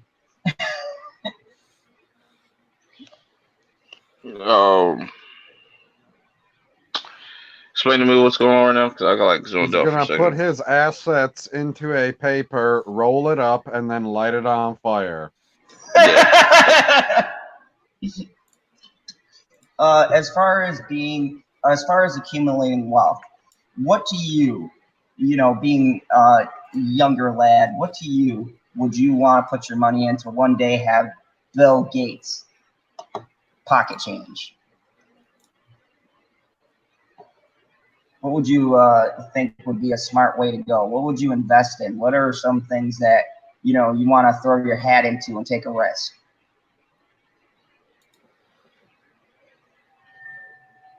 There's got to be some tech out there that you love. I don't know, maybe Samsung? Right now, I would invest in some Nintendo stock. That seems like it'll be on the rise. Yeah, game stocks are tricky though, because you never know what's in, what's out. Cyber, what do you think? Yes, I went to the bathroom for part of this, so I'm not lying. I had the piss. Do you have to get put on a leash, or do you not leave the yard? That's my yard. I don't leave it. That's smart. Anyway, So I mean, you can re-ask him the question now that he's back. So Cyber, you got two young lads here, and then me and PD, I am assuming are older than you guys. What do you think you would want to invest in to see your money grow besides YouTube? Because we all know that's going to go swimmingly well. I'd actually invest in some of the gaming peripheral companies that I enjoy, like Corsair or Razer. Oh. It's PC. They're a bunch of PC gaming peripherals. They also do a little bit of console, because there's a little market for it. But yeah, it's mostly like keyboards, mice, headsets. Okay. And then Corsair, obviously, they own Elgato, which makes the game capture cards. It's a lot. It's a lot to read into. So. But that's good. See, Cyber thinking ahead, and I wanted to bring this. Now I got to get money to invest in it. So. So, Perp, have you come up with what you're gonna invest in? I said land. Oh, he did not hear you. You must have cut out. Oh. Yeah, he did cut out. Yeah. He wants to be the next Donald Trump. No, absolutely not. he's gonna get the hair slicked back and do the whole deal. I still want to look good when I'm 70. So I'm not trying get some. You'll be able to look good when you're 70. Just get some incandescent light bulbs. Nah. Man, that's all you need. You want to look good. Don't you follow Hollywood, man? All you got to do is Donald Trump. Nah, Donald Trump looks like a corpse, a walking corpse. Nah, I'm good. He's still a presidential. I don't think you know what a corpse looks like, man. I'm gonna invest in stuff before I joke get land. Incoming. You're a black guy. You should know what a corpse looks like. Oh, Jesus. Like I ain't seen no corpse that looked like that. I've seen plenty of corpses on TV. Seen a couple in real life. Mummified. Not mummified. I ain't seen no corpse that looks like that. Or any corpse that has that nice of a hairpiece. It's all I've about seen the hair. animal corpses, obviously. Oh, yeah, geez. because that's what you eat. Like, that's how you're hashtag not vegan. Oh, God. That's what dogs do. They eat other things. Oh, love it. Hashtag not vegan. Like, I mean, it's better than eating stuff that's still alive. You want to be eating stuff that's still alive? I'm not one of those people that likes the sushi that's still moving around on the plate. Yeah. Hey, I gotta say, I don't know how the hell we come back to this vegan thing because it's so mind-boggling. But I've just gotta say, I'm gonna invest in butchers shops. Ooh. We could invest in paper straws because that's the wave of the future. I'd say invest in sushi restaurants because everybody's taking that as a huge fad. Even though I hate sushi, because who the fuck eats raw like meat in the middle of just rice? It's gross. Hey, I love me some sushi. I love it, but it's got to be done Sushi is banging. properly. California rolls all day. Yeah, like if it's got to be done properly, it's got to have the right proportions. Like if you got way too much rice, then I'm eating only half the rice, which is annoying. So you're saying you like the whole thing. So you like your sushi with fugu, all right? And hold on for a second. I want to What's address fugu? Hold chat. on, let me tell him. Let me tell him what fugu is. Oh, fugu. That's ballsy, man. Poison. It's pufferfish, which is poisonous. Yeah, if you don't eat that right, like you could die. Yeah, if they don't prep it right, like you'll die. That's extreme eating. Like you are a connoisseur of food. If you're like, you know what I'm doing this Friday night? You know what I'm doing? I'm gonna go to my local sushi shop and I'm gonna gamble with my life. Pufferfish, baby. Fugu. I mean that translates to me. That says go fuck you. It does. It could. You could be in a situation that ends very badly. But I'm gonna go on camera for a second. So I'm going on camera tonight because if you look at my icon, right, and then you look at my hairstyle, one of my kids said to me, "Hey, you look like General Zod." And I was like, well, tell your parents and everyone you know, check out my YouTube channel and hit that subscribe button. And I found it funny. My master instructor comes out and he's all like, General Zod, start leading classes. And I go, oh. Dude, your master instructor does not have a lower voice than you. He sounds like a pipsqueak. I heard him before. No, let me tell you something. Hey, Mr. Cole, are you okay? No, let me tell you something, okay? My instructor is a big fellow that can do a flying sidekick, and he's a master. A big fellow that can do a flying sidekick that sounds like the Viking guy following Michael K. Oh, gosh. Oh, my goodness. Oh, man, that was crazy. The Michael K nights, we will always have those to remember. Shellback has an opinion in the chat, Zod. Perp is gonna be yerk. I don't know what that means. No, Shellback says, turn the camera off for the love of all that is holy.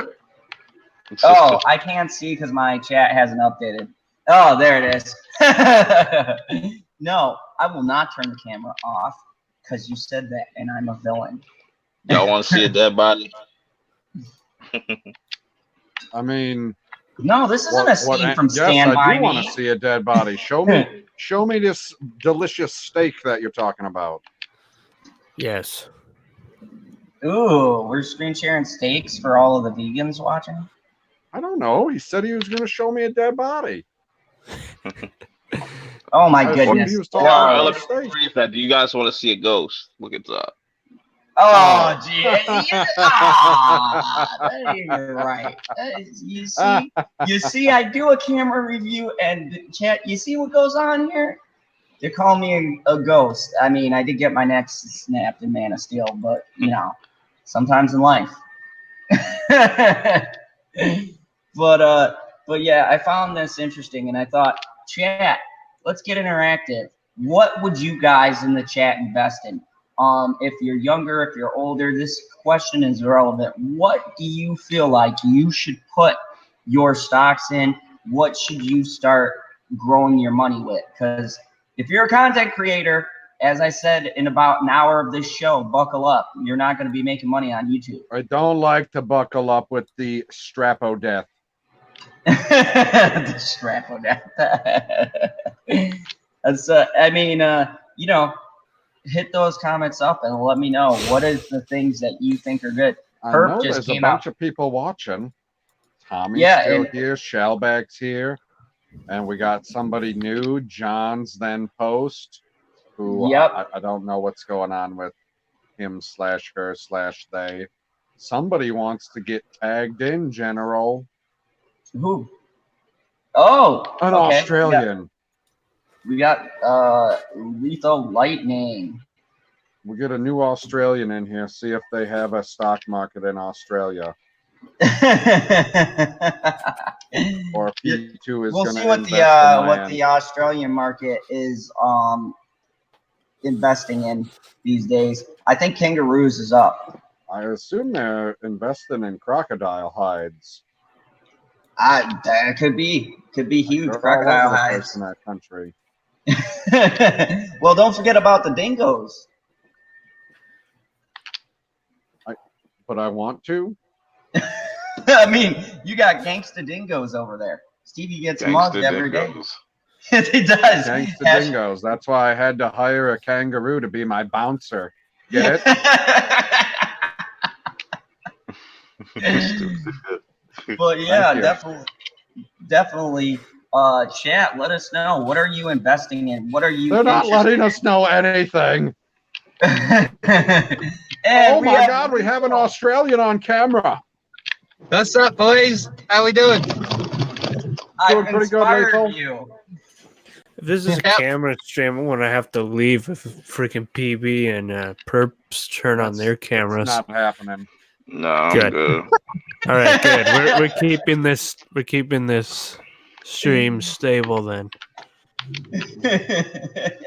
Yeah, I guess there's a 2-camera limit. It's okay though. It's the most fine-looking 2 gentlemen. So.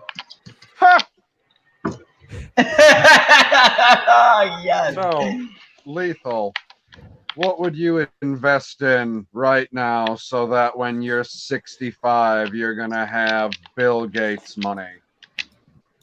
Oh, that's a fucking good question. Oh man, what would I invest in? I would buy a lot of the claims up in a town called Cooper Pedy that have a lot of opals to be mined. I reckon that's where you got to go, man.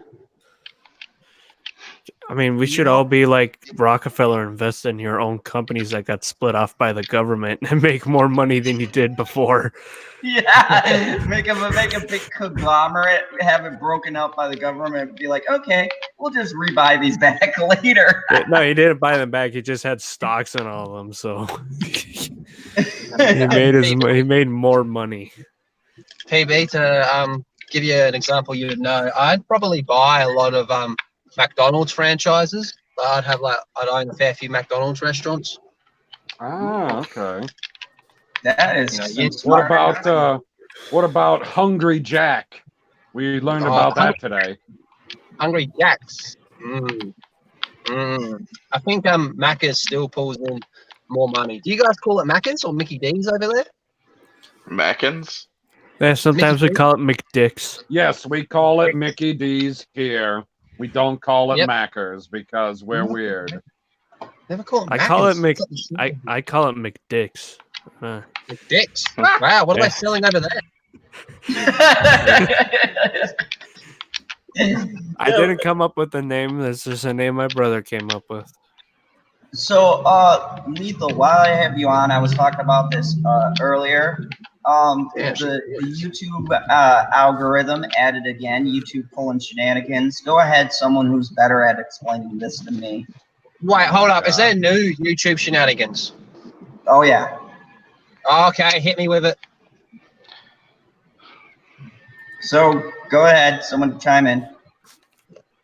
So, they're rounding off your subscribers down so that you won't know what videos over the course of time specifically are improving your subscriber numbers. So if you have, I don't know, nobody knows why they're doing it. There is no why. Like, they didn't, in their press release, say, this is the reason why we're doing this.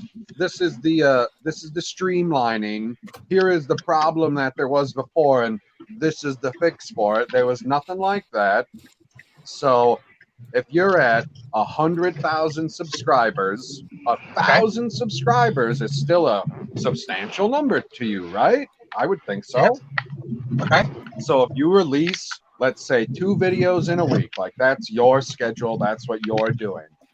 So you release 1 video and it gets you 999 subscribers. You're not going to see them show up anywhere.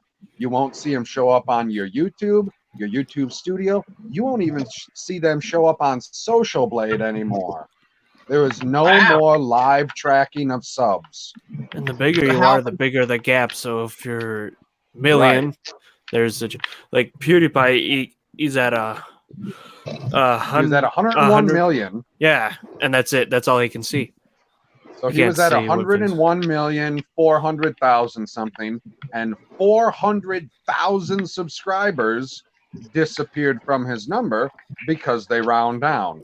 So he's not going to see 999,999 subs. They will not show up until 1 more person subs, and he ticks over to 102 million. So you won't know which video is bringing in your subs. There will be no direct correlations. Also, I meant to mention this earlier, but I forgot. Since they did this, because that one guy was talking about the intimidation with the the people unsubbing from these people. Anyways, I remember even YouTube talked about they're gonna remove the dislike button.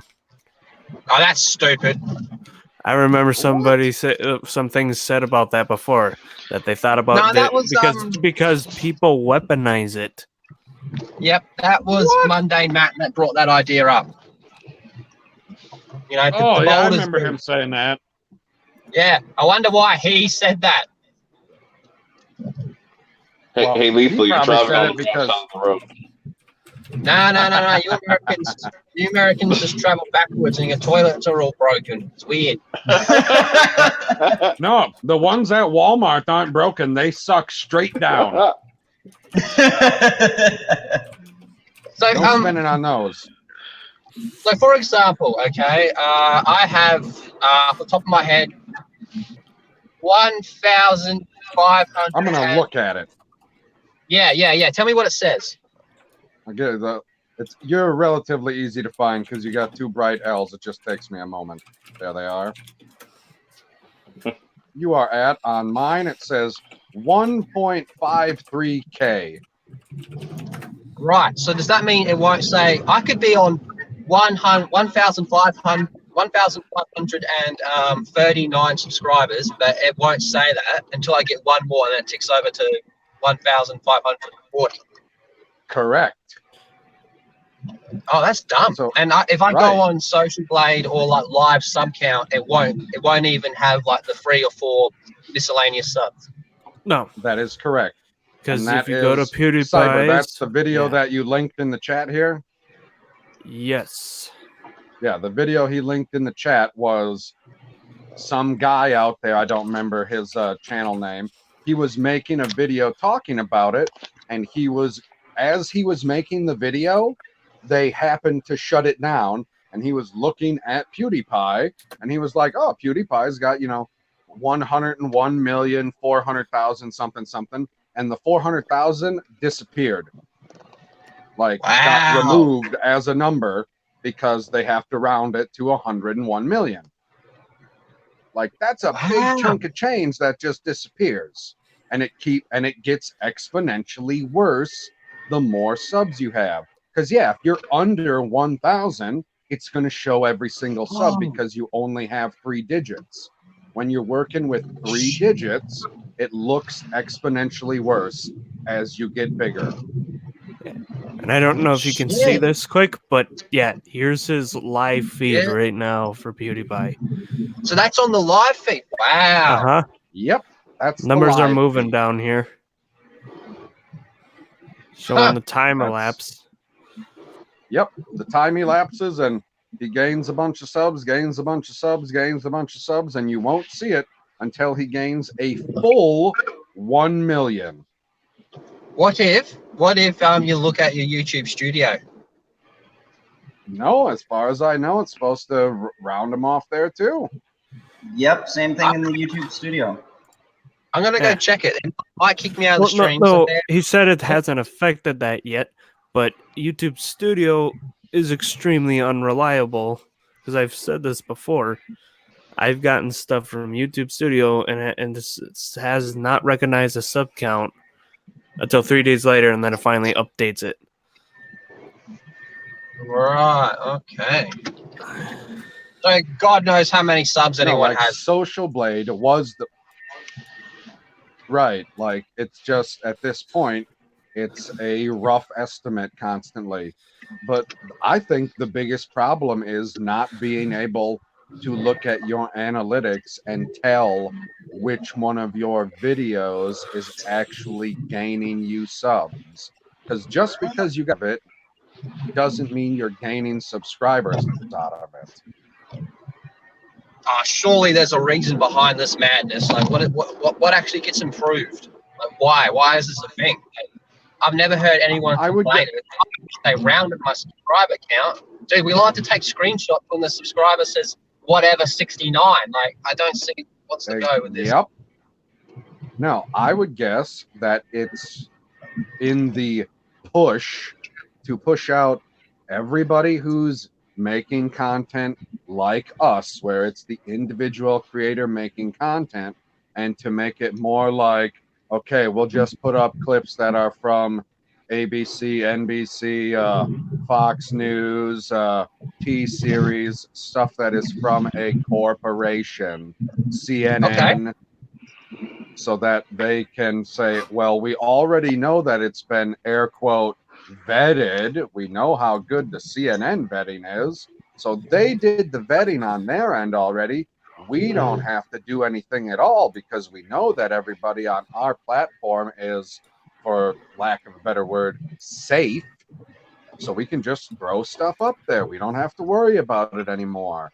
So if they push everybody like us out, where, I throw up a rant video where I'm dropping an F-bomb every 5 seconds and cursing people out, that's not family friendly.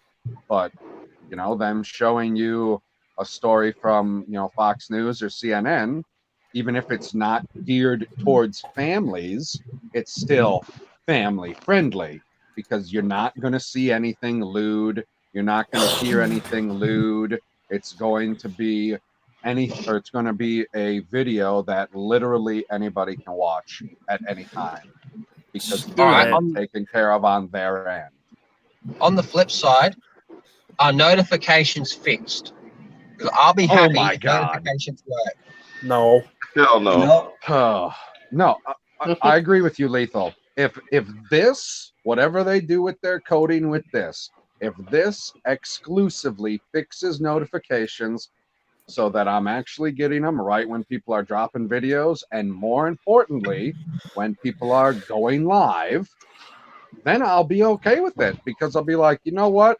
that's a halfway decent trade-off for you improving something that we were actually bitching about, and then something else where I guess we'll deal with it. Yeah, I agree. I'd be happy with the trade. Right. I mean, I it's highly unlikely that is the case, just because of how they operate. But I feel like with all the fuck shit that YouTube is continuously doing, it's going to get to the point where they're going to get rid of sub counts and they're going to replace it with something else. With it, like with a name or something. When did they add the option? Because I don't know. I'm pretty sure it's been there the whole time that I've been around. When did they add the option that you could decide whether or not to show your sub count or not, or has that always been there? I think that's always been there for a while. Because I always think it's pretty weird, when you go to a channel and you're like, oh, they're not showing their sub count. I mean, usually it's not a channel that has 1 million fucking subs that's doing it. Yeah, I will always show mine out of pity. I think you know what I mean? You don't see, well, you look at their videos. Every time I've seen a channel like that, typically their videos are in at most the hundreds of views. So I assume they don't have a lot of subs, because I wouldn't think that you have thousands and thousands of subs and you're only getting 25 to 100 views on your videos that you're dropping every day. Like, the numbers just don't come out. So I would assume that once you get big enough, like once you hit that 1,000, you're going to go back in there and you're going to turn it back on, because you'll be like, oh, well, this is a guy that people are subscribed to and they follow. I mean, I used to do that back in the day. I'd go to a channel, I'd look at it and be like, oh, you only got 50 subs? I'm not checking you out. I don't do that anymore. People really do that, though. People do that. They totally do. They totally do, yeah. And like, that's the thing with all of the stuff that we deal with as content creators already, and the daily grind, right? Hitting the milestones, even like I remember just the other day hitting 100, right?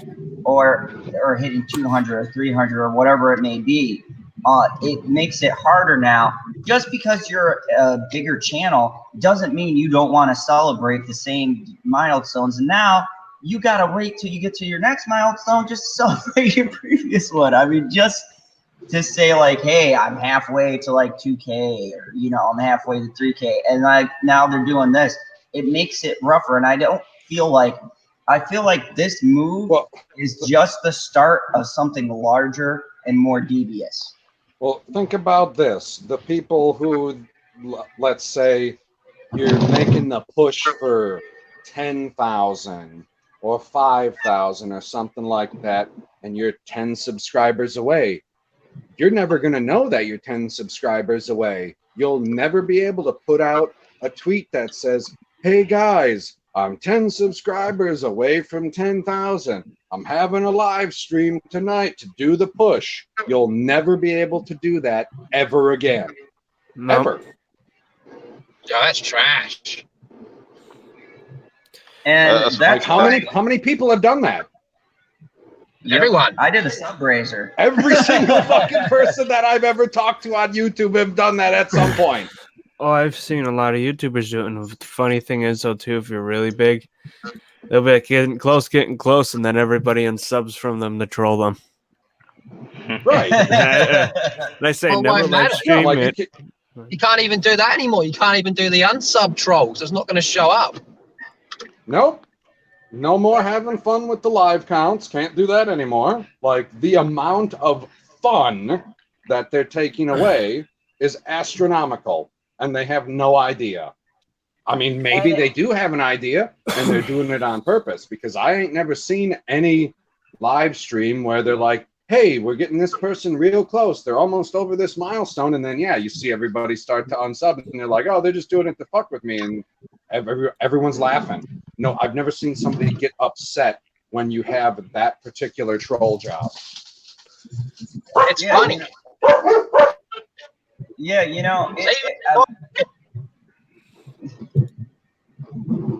That's PB's dog. Apparently they don't like it either. So that's why I wanted Lethal to get like all of the big content creators. That's why I put that post out, because I don't like to retweet those big long threads and tag everyone, but I feel like this is important because this is like really affecting our ability to know what to do, to know how to navigate to get us up to those numbers. You're making us all blind and fumble around in the dark. And maybe you're trying something and it's working, but you don't know, so you switch up your tactics and you just messed up a good game plan. And you know what? If they end up reverting all this might end up fucking up YouTube even more. Yeah, because we all know how when they change the algorithm, that works out so swimmingly well. Yeah. Everything's automated. That's the problem. Yeah, and that's the thing. It's this condition where I feel like they just don't give, let's put it bluntly, a shit. They just don't care. Who puts their help on automated? It's just like you got a question and you get an automated response. It's like, what happened to the Indian guy? I missed the Indian guy. I couldn't understand him, but at least it was a person. As big as PewDiePie is, you know what he should do would be a huge power move is like with his branding and stuff, like he should team up with somebody like Amazon. They should just make something from the ground up and he did that live. Yeah. He teamed up them exclusively with you.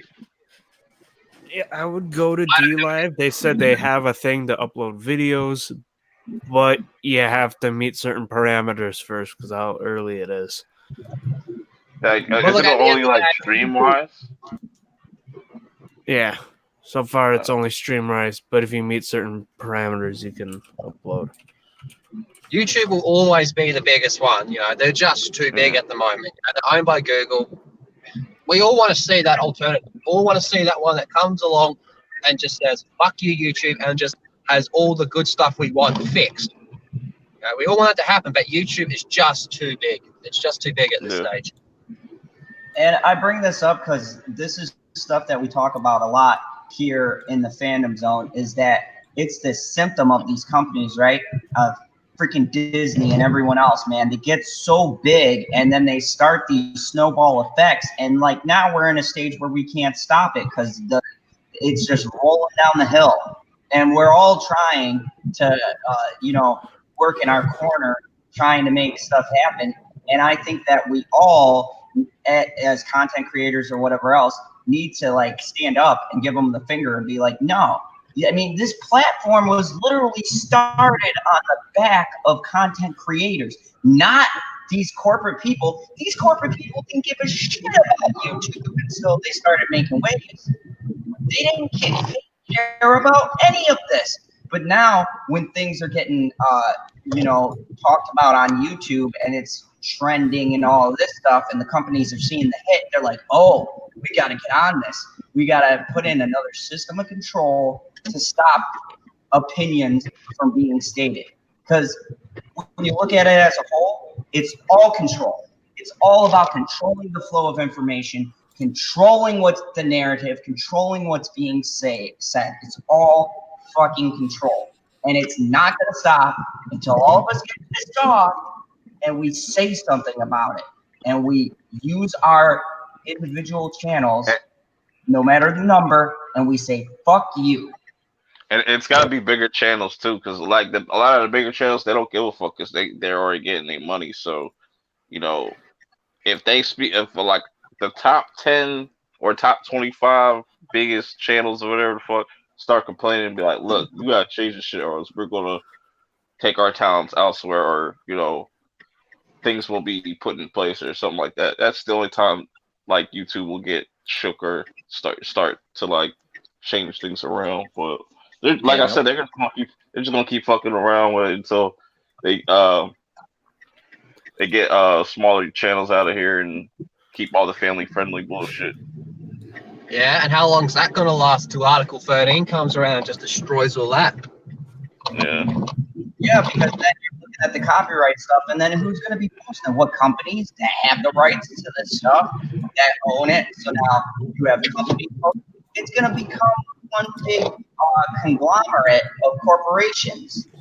You know, they're losing the face of what they were, and they're not. They don't even like realize it. I mean, it's another battle besides culturally, platform-wise. Until they see a dip in their money, they won't do nothing. Yeah. And that's why I wanted to put the tweets out and put the posts out and get all put all you guys know, because this affects everyone, and it doesn't matter the channel size. It matters that, people need to stand up and say something about it. All these people go in their own little corners and they make their videos and they complain, but no one thinks about coming together and like really doing a power play, like being like, hey, we're the bigger channel. This is bullshit. I mean, and when you think about this, this really hits the bigger channels more than us right now. I mean, it's gonna trickle down, but it hits the bigger people first. Oh, definitely. Look at that screenshot that Husky was showing of PewDiePie. I mean, that's crazy. Yep. Yeah. Yeah, you're talking about, okay, if you're a million sub channel, right, and you lose a couple of subs here and there, we'll even say if you lose like 100, it's no big deal. You're sitting on 1 million, right? But now, if you're playing in the thousands, that's a hundreds of thousands. Hundreds of thousands of people, and who knows what they're screwing around with. They could unsub them, right? And then they think they're subbed to someone, but they're really not, and they haven't been. They post a video and they go, oh shit, I thought I was subbed to this person. We've had it happen here on smaller channels. My numbers go up and down every day. It's just like, imagine someone that was like, just looking at their subscriber count the exact second this thing clicked in, and they just saw like hundreds of subscribers just disappear. They would have thought something happened to their channel. Yeah. And you're already dealing and you're already dealing with the fact that people are being channels are being struck and copyright claims and all the other nonsense day-to-day that you deal with anyways, where you don't know what rules you're playing by, and now they're tampering with the numbers. Yeah, there's just no way to know how many subs you actually have. I mean, I think the last part was what you and PD were talking about. You were like, you can't even look at your analytics and see what videos are pumping. Yeah, that sucks. I mean, how are you supposed to know you're gaining traction? And John, he says it here in chat. He said, "Why did they change the way subscribers are shown?" We don't know. Nobody knows. It just happened. I'll tell you what. I told you guys earlier. They said they were asked. They said it was a requested thing, and now it's a reality.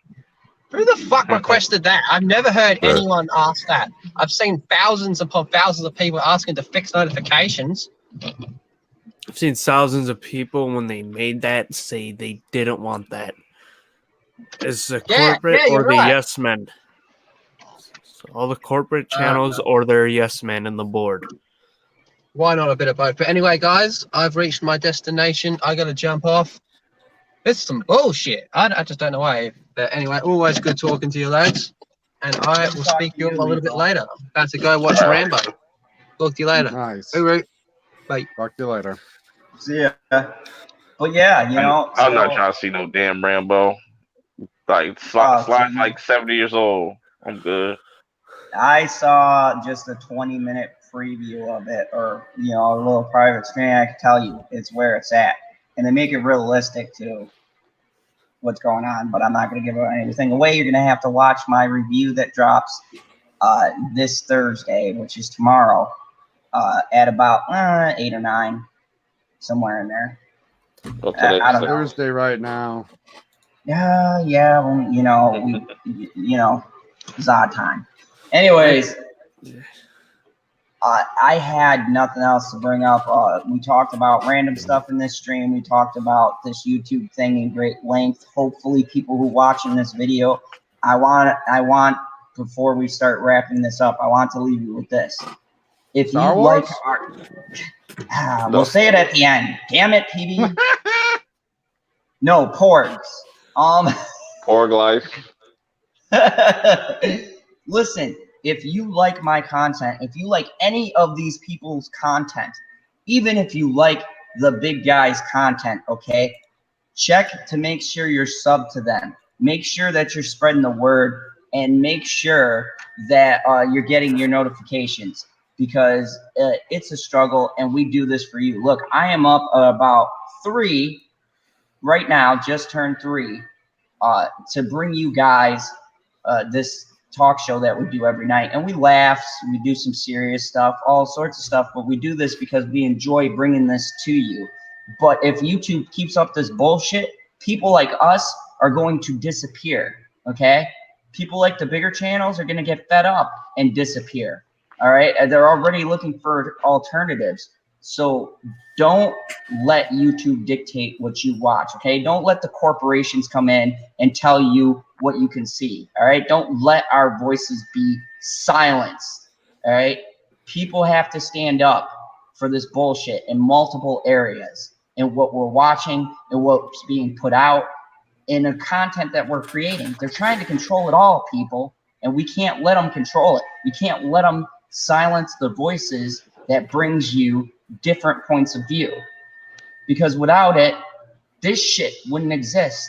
Facebook wouldn't exist. Twitter, Instagram, all that bullshit that people post, you wouldn't be able to. You want to live in a world like that? I don't. I like being able to be a dick live and people like it. You know? So don't. I want to say it. Make YouTube great again. And real quick, Mary's in here. Mary, thank you for joining us. Glad you got the post. YouTube, I've been talking about it for a while now. Well, YouTube she probably just got the notification. YouTube is messing with your numbers, Mary. YouTube's messing with all of our stuff. They are taking away your ability to see your subscription accounts until you reach a milestone. They're rounding down, and they're not telling you when you're losing subscribers or when you're gaining subscribers. They're not telling you through the analytics what videos are getting you subscribers. It's all just one round number. You can't tell shit. And it started with PewDiePie. We've showed it several times. And it's for all of you people who have high numbers or going into the thousands, this hits you. And it's a ridiculous bullshit level. And I'm angry about it. And I wanted to get it out tonight because I'm getting tired of the bullshit, you know? I'm getting tired of sitting here and we're all busting our ass trying to do our thing. And yeah, it's just a big corporate move. It's a corporate move to silence what we have to say. And hell, I'm not controversial. I don't ever say anything off the wall. That's a lie. That is a whole lie. An entire lie. One entire lie. Yeah, I went on camera for this. I'm pissed. I'm pissed off. Yeah, you're starting to turn pink. That's right. Every content creator should be pissed at this. We should be tweeting and retweeting this. Cyber Husky a bunch of times has dropped this link. Watch this video of this person tracking the numbers. Go on Social Blade and watch how the numbers ain't fucking moving. It's ridiculous. You know, it's ridiculous. You put your blood, sweat, and tears into what you do, and you know, you're just trying to get a little extra, and they want to take it away. You know? Yes. And I had to bring this to the attention. That's why I did a mass tag. Now, anyone who knows my Twitter, I do tag my designated group. But for this, I wanted to reach out to everyone. And you know what? I hope that the bigger channels see this, because this is important, and we all need to start getting together and we need to start speaking about these things, because YouTube is not going to listen to a small guy like me. They might listen to PB because he's ginger. They might listen to Perp. And they might listen to Cyber because he's a dog. No, they don't listen to me, man.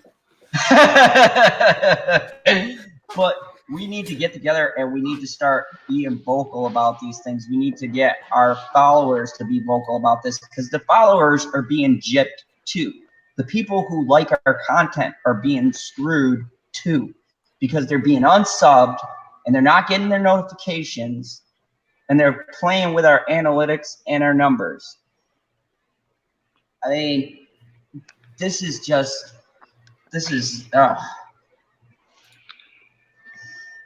you know, it's just the same shit constantly.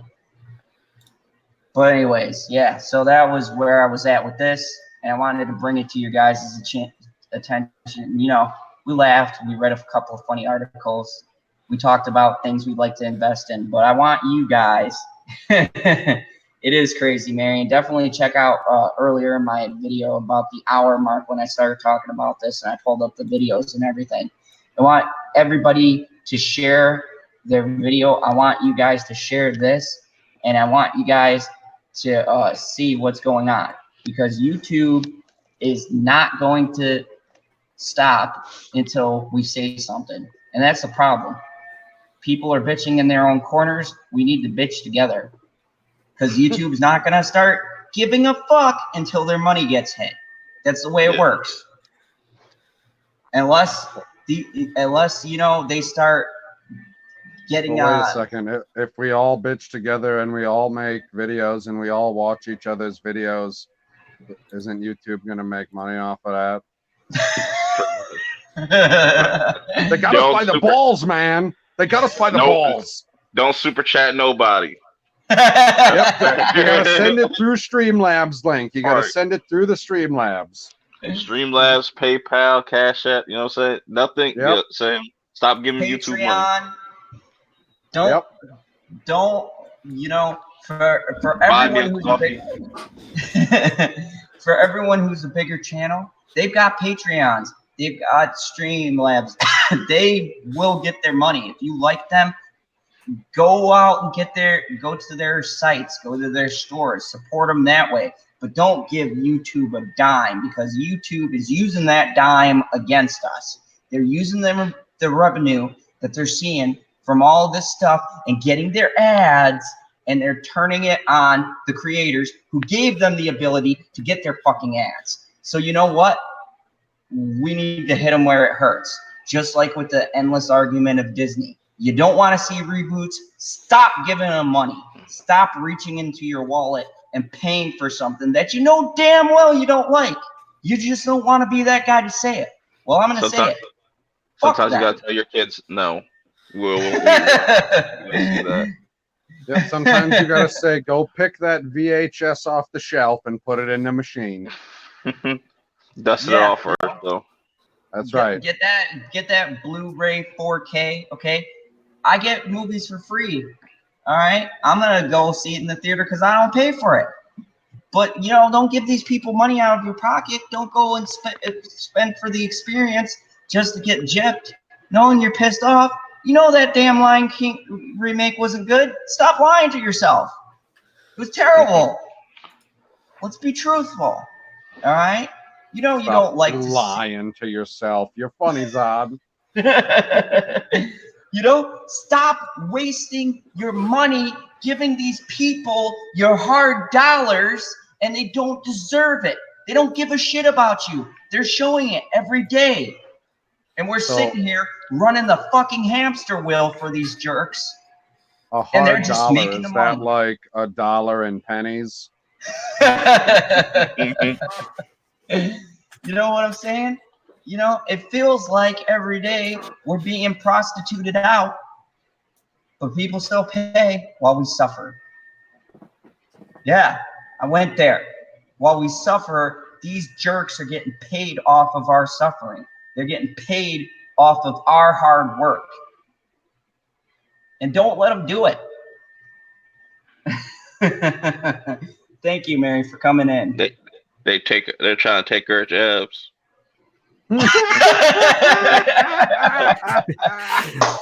Oh man. Oh, that's a good way to cap this night off. And you know what? I want to say thank you to the 11 subscribers who were here.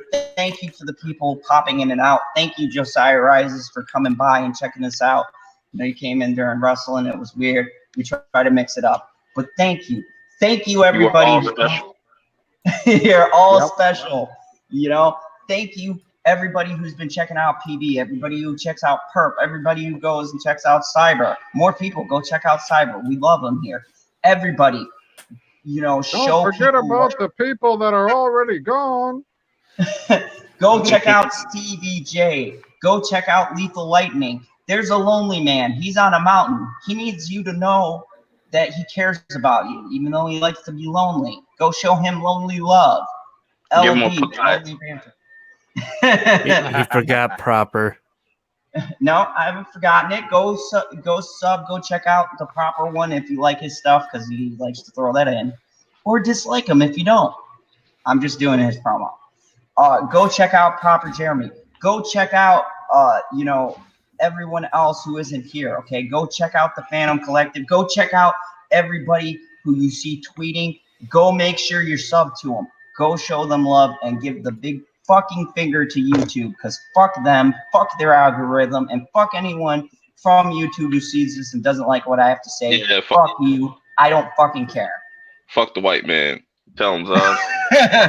It's all right. I'm Kryptonian.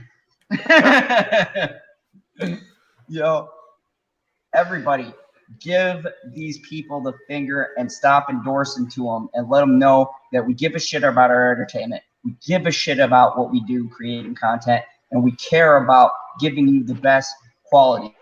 And thank you, everybody who is in here tonight. I'm going to go down the line and end strong. Cyber, go ahead and tell them about your channel, where to find you, and all the great content you have. I am Cybernetic Husky. I do gaming videos. Got Friday. I'm trying to find a new date. I posted something the other day. No one's watched it yet. I'm going to make a private before the end of the day. Well, technically today.